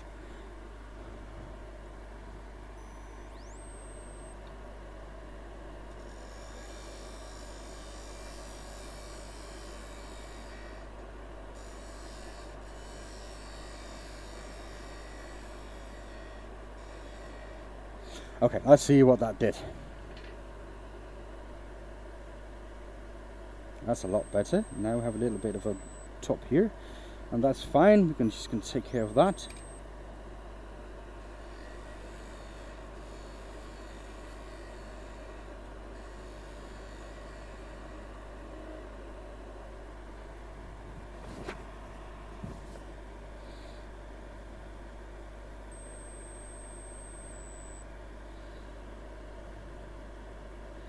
Okay, so this feels, it's a little bit of a top here. Just going to take that.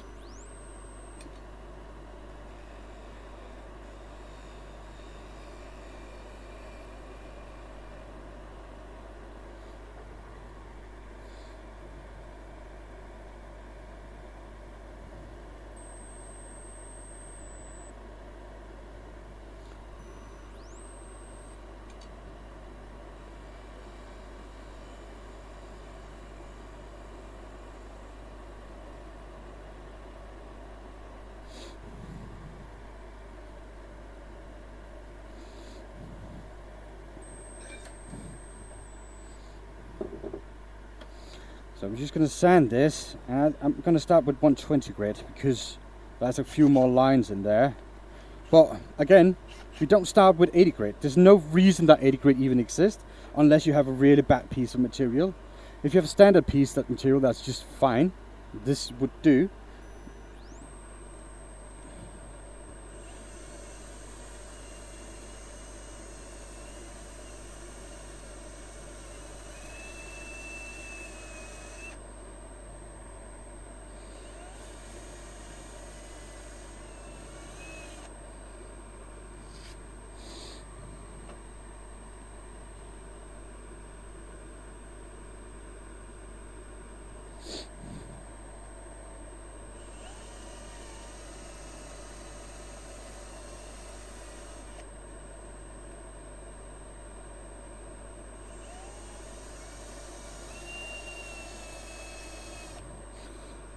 Maybe I need a smaller head.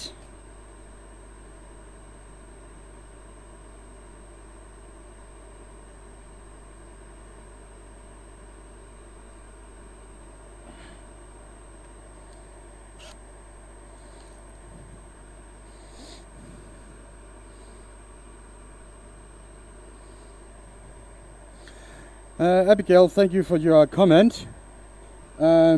I'm sure he does, but so does Odin, Allah, Buddha.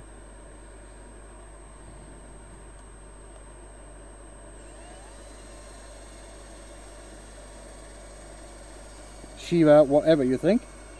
It's a matter of faith. But thank you for that. I take that as a well wishing.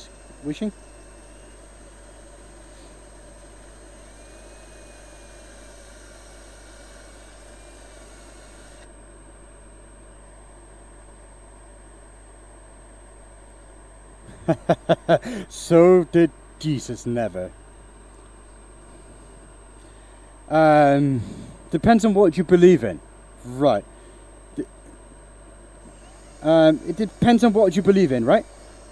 And I believe in none of that nonsense. In my book, all religion is nonsense. He's the most documented. There's nothing. Oh, no, he's not documented.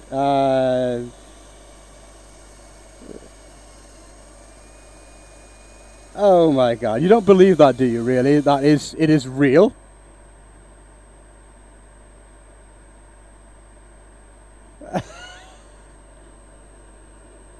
Well, he existed, but he didn't do what everybody says he did. That's not possible. That's not possible. And he was not the Son of God.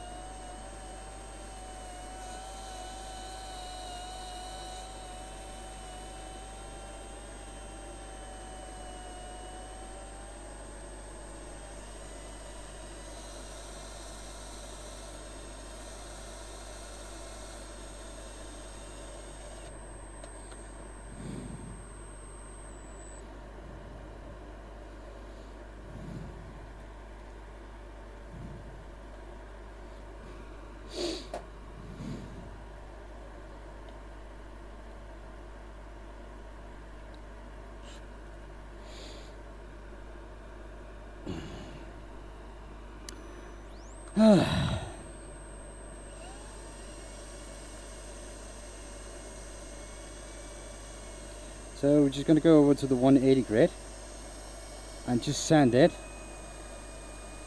And as soon as you got the tool marks out with the 120, and that should go really quick.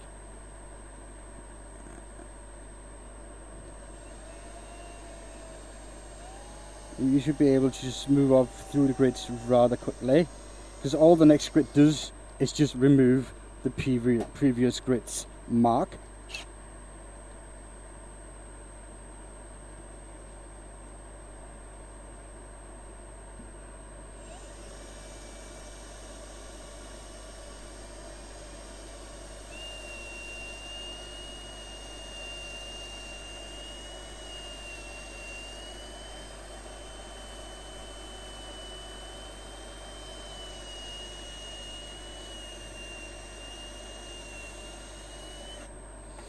So that's it.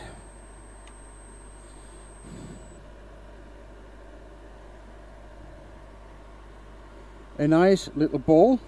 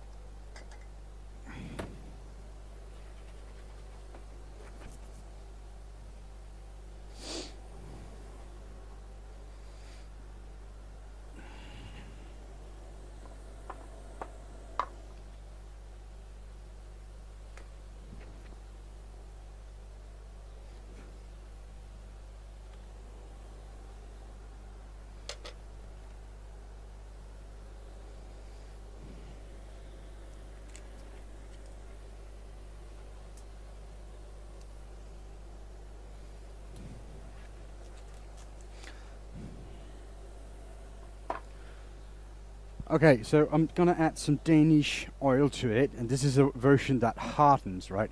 So that surface is gonna be durable and last for many generations. So I'm just gonna squeeze in a little bit, and that's plenty, plenty, plenty, plenty. And with in this case, a sponge, I'm just gonna put it all over it.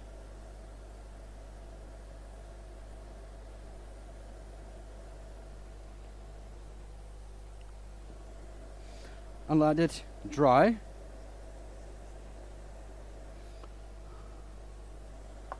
And there we have it. A nice, simple bowl.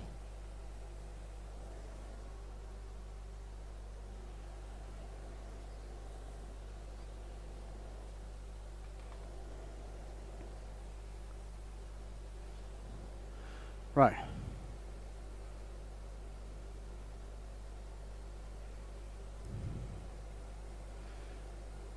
Nice little bowl that's going to serve well. You can put keys in it, you can put fruit in it. I wouldn't recommend eating from it because that's when you need another surface. But for fruit and vegetables, maybe chips and candy, you can do that. Don't use it as a bowl for a cereal or whatever. That will get you in trouble. But other than that, that should do you well. Nice little bowl. Easy to do. Use the right technique and you're good to go.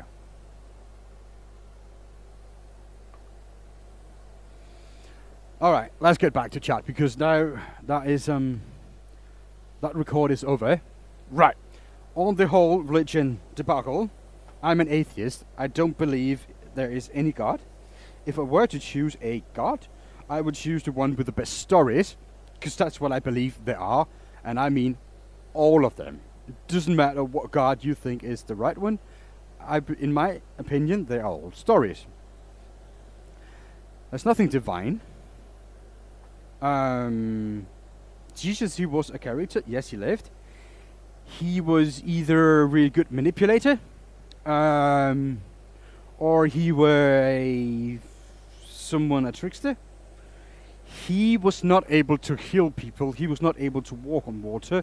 He was not able to make water into wine. So, nothing like that happened. He could just be a really compassionate bloke, and that's fine. There's nothing wrong with that, but there's nothing divine about it. So, that's what I believe. How I know?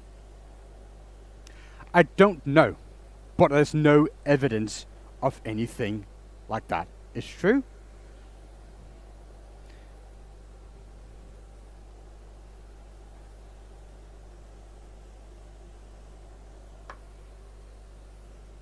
The Bible for itself, for instance, was compiled by a lot of selected stories. Right. So there's a lot of, when they put together the Bible that we know today, there were some bishops and priests that sat together and picked the stories they liked the most and made it into a Bible. And people take that as the Word of God. A lot of those sections were written in different time periods, so we don't know what's right and what's wrong. Now, if you read the Quran and you read the Bible, a lot of it originates from the same principles and beliefs. They just follow different people and different ideas, but it originated from the same basic beliefs back then.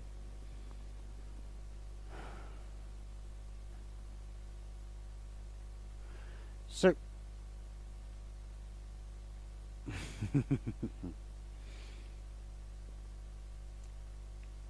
that is the only Mr. Flat Earth. That is the only argument that I find valid for a religion. That's the only argument. Anything else that the God, Lord and Savior, created the world, in 7 days or whatever, or whatever their creation story are. The eighth northern pagans believed that the world was made of a big, of a giant that was slain by his sons. So again, a load of bullshit. It's a great story. All of them are great stories. But yeah, the Russian national anthem, I don't know that one, and I cannot sing, so don't worry about that.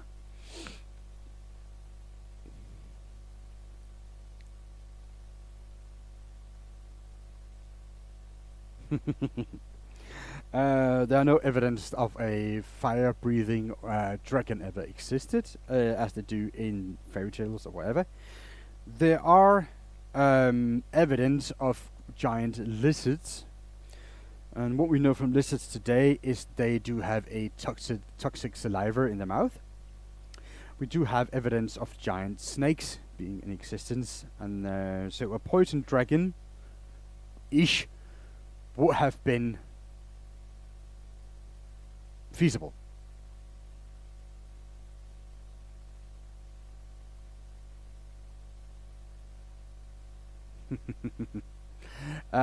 Because all the abilities and evolution that the dinosaur had that we found evidence of, you can see similar things in modern animals. So, like the pteranodon, for instance, it has web-like wings. We see that in bats today. They have a beak. We see that. We have the Plathiosaurus. It is a lizard, giant lizard, living in the ocean. That did live in the ocean. And we do have similar stuff to that today. It is right between a serpent, and a fish, and a lizard. So yeah, they are like evolved into what we have today. Those that were not extinct, and those who were extinct that we found evidence of are just dead end in the evolution. But there's nothing fire breathing in our world today, so there never were, in my opinion. And if you eat a dinosaur for lunch in your sandwich, could be a dolphin or a alligator or crocodile. I don't believe that colors exist. I know they exist because we found something that was colorful, and we decided to call them red, green, and blue. So, yes.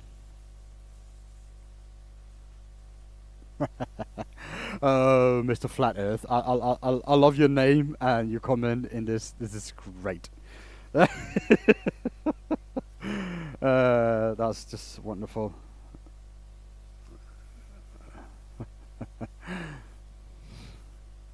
But yeah, but I'm not telling people that they're wrong.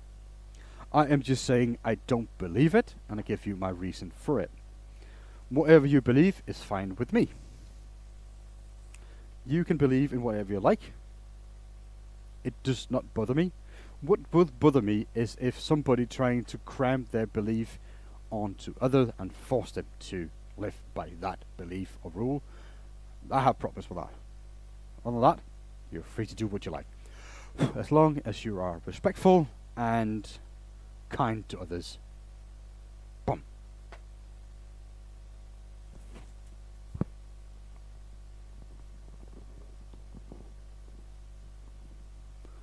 When you die, stand before your creator.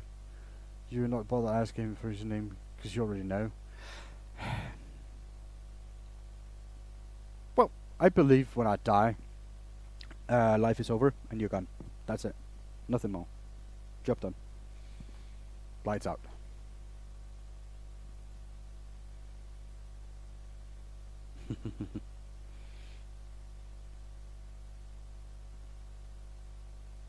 So yeah. Well, that's going to be it for the stream. I am done. I've been on for 4 hours. So, yeah, 4 hours. That should be enough for today.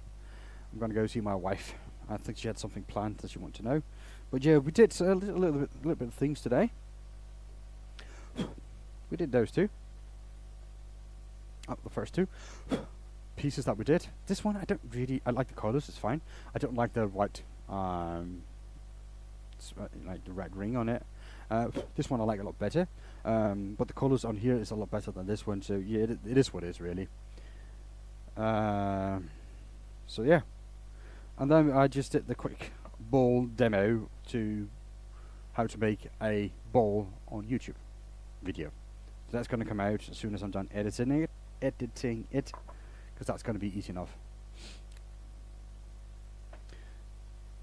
Thank you, Simon Zizo. But yeah, everybody, thank you for watching. And remember, if you treat the world well, the world will treat you well. So have a good day. Thank you for watching. See you next Sunday.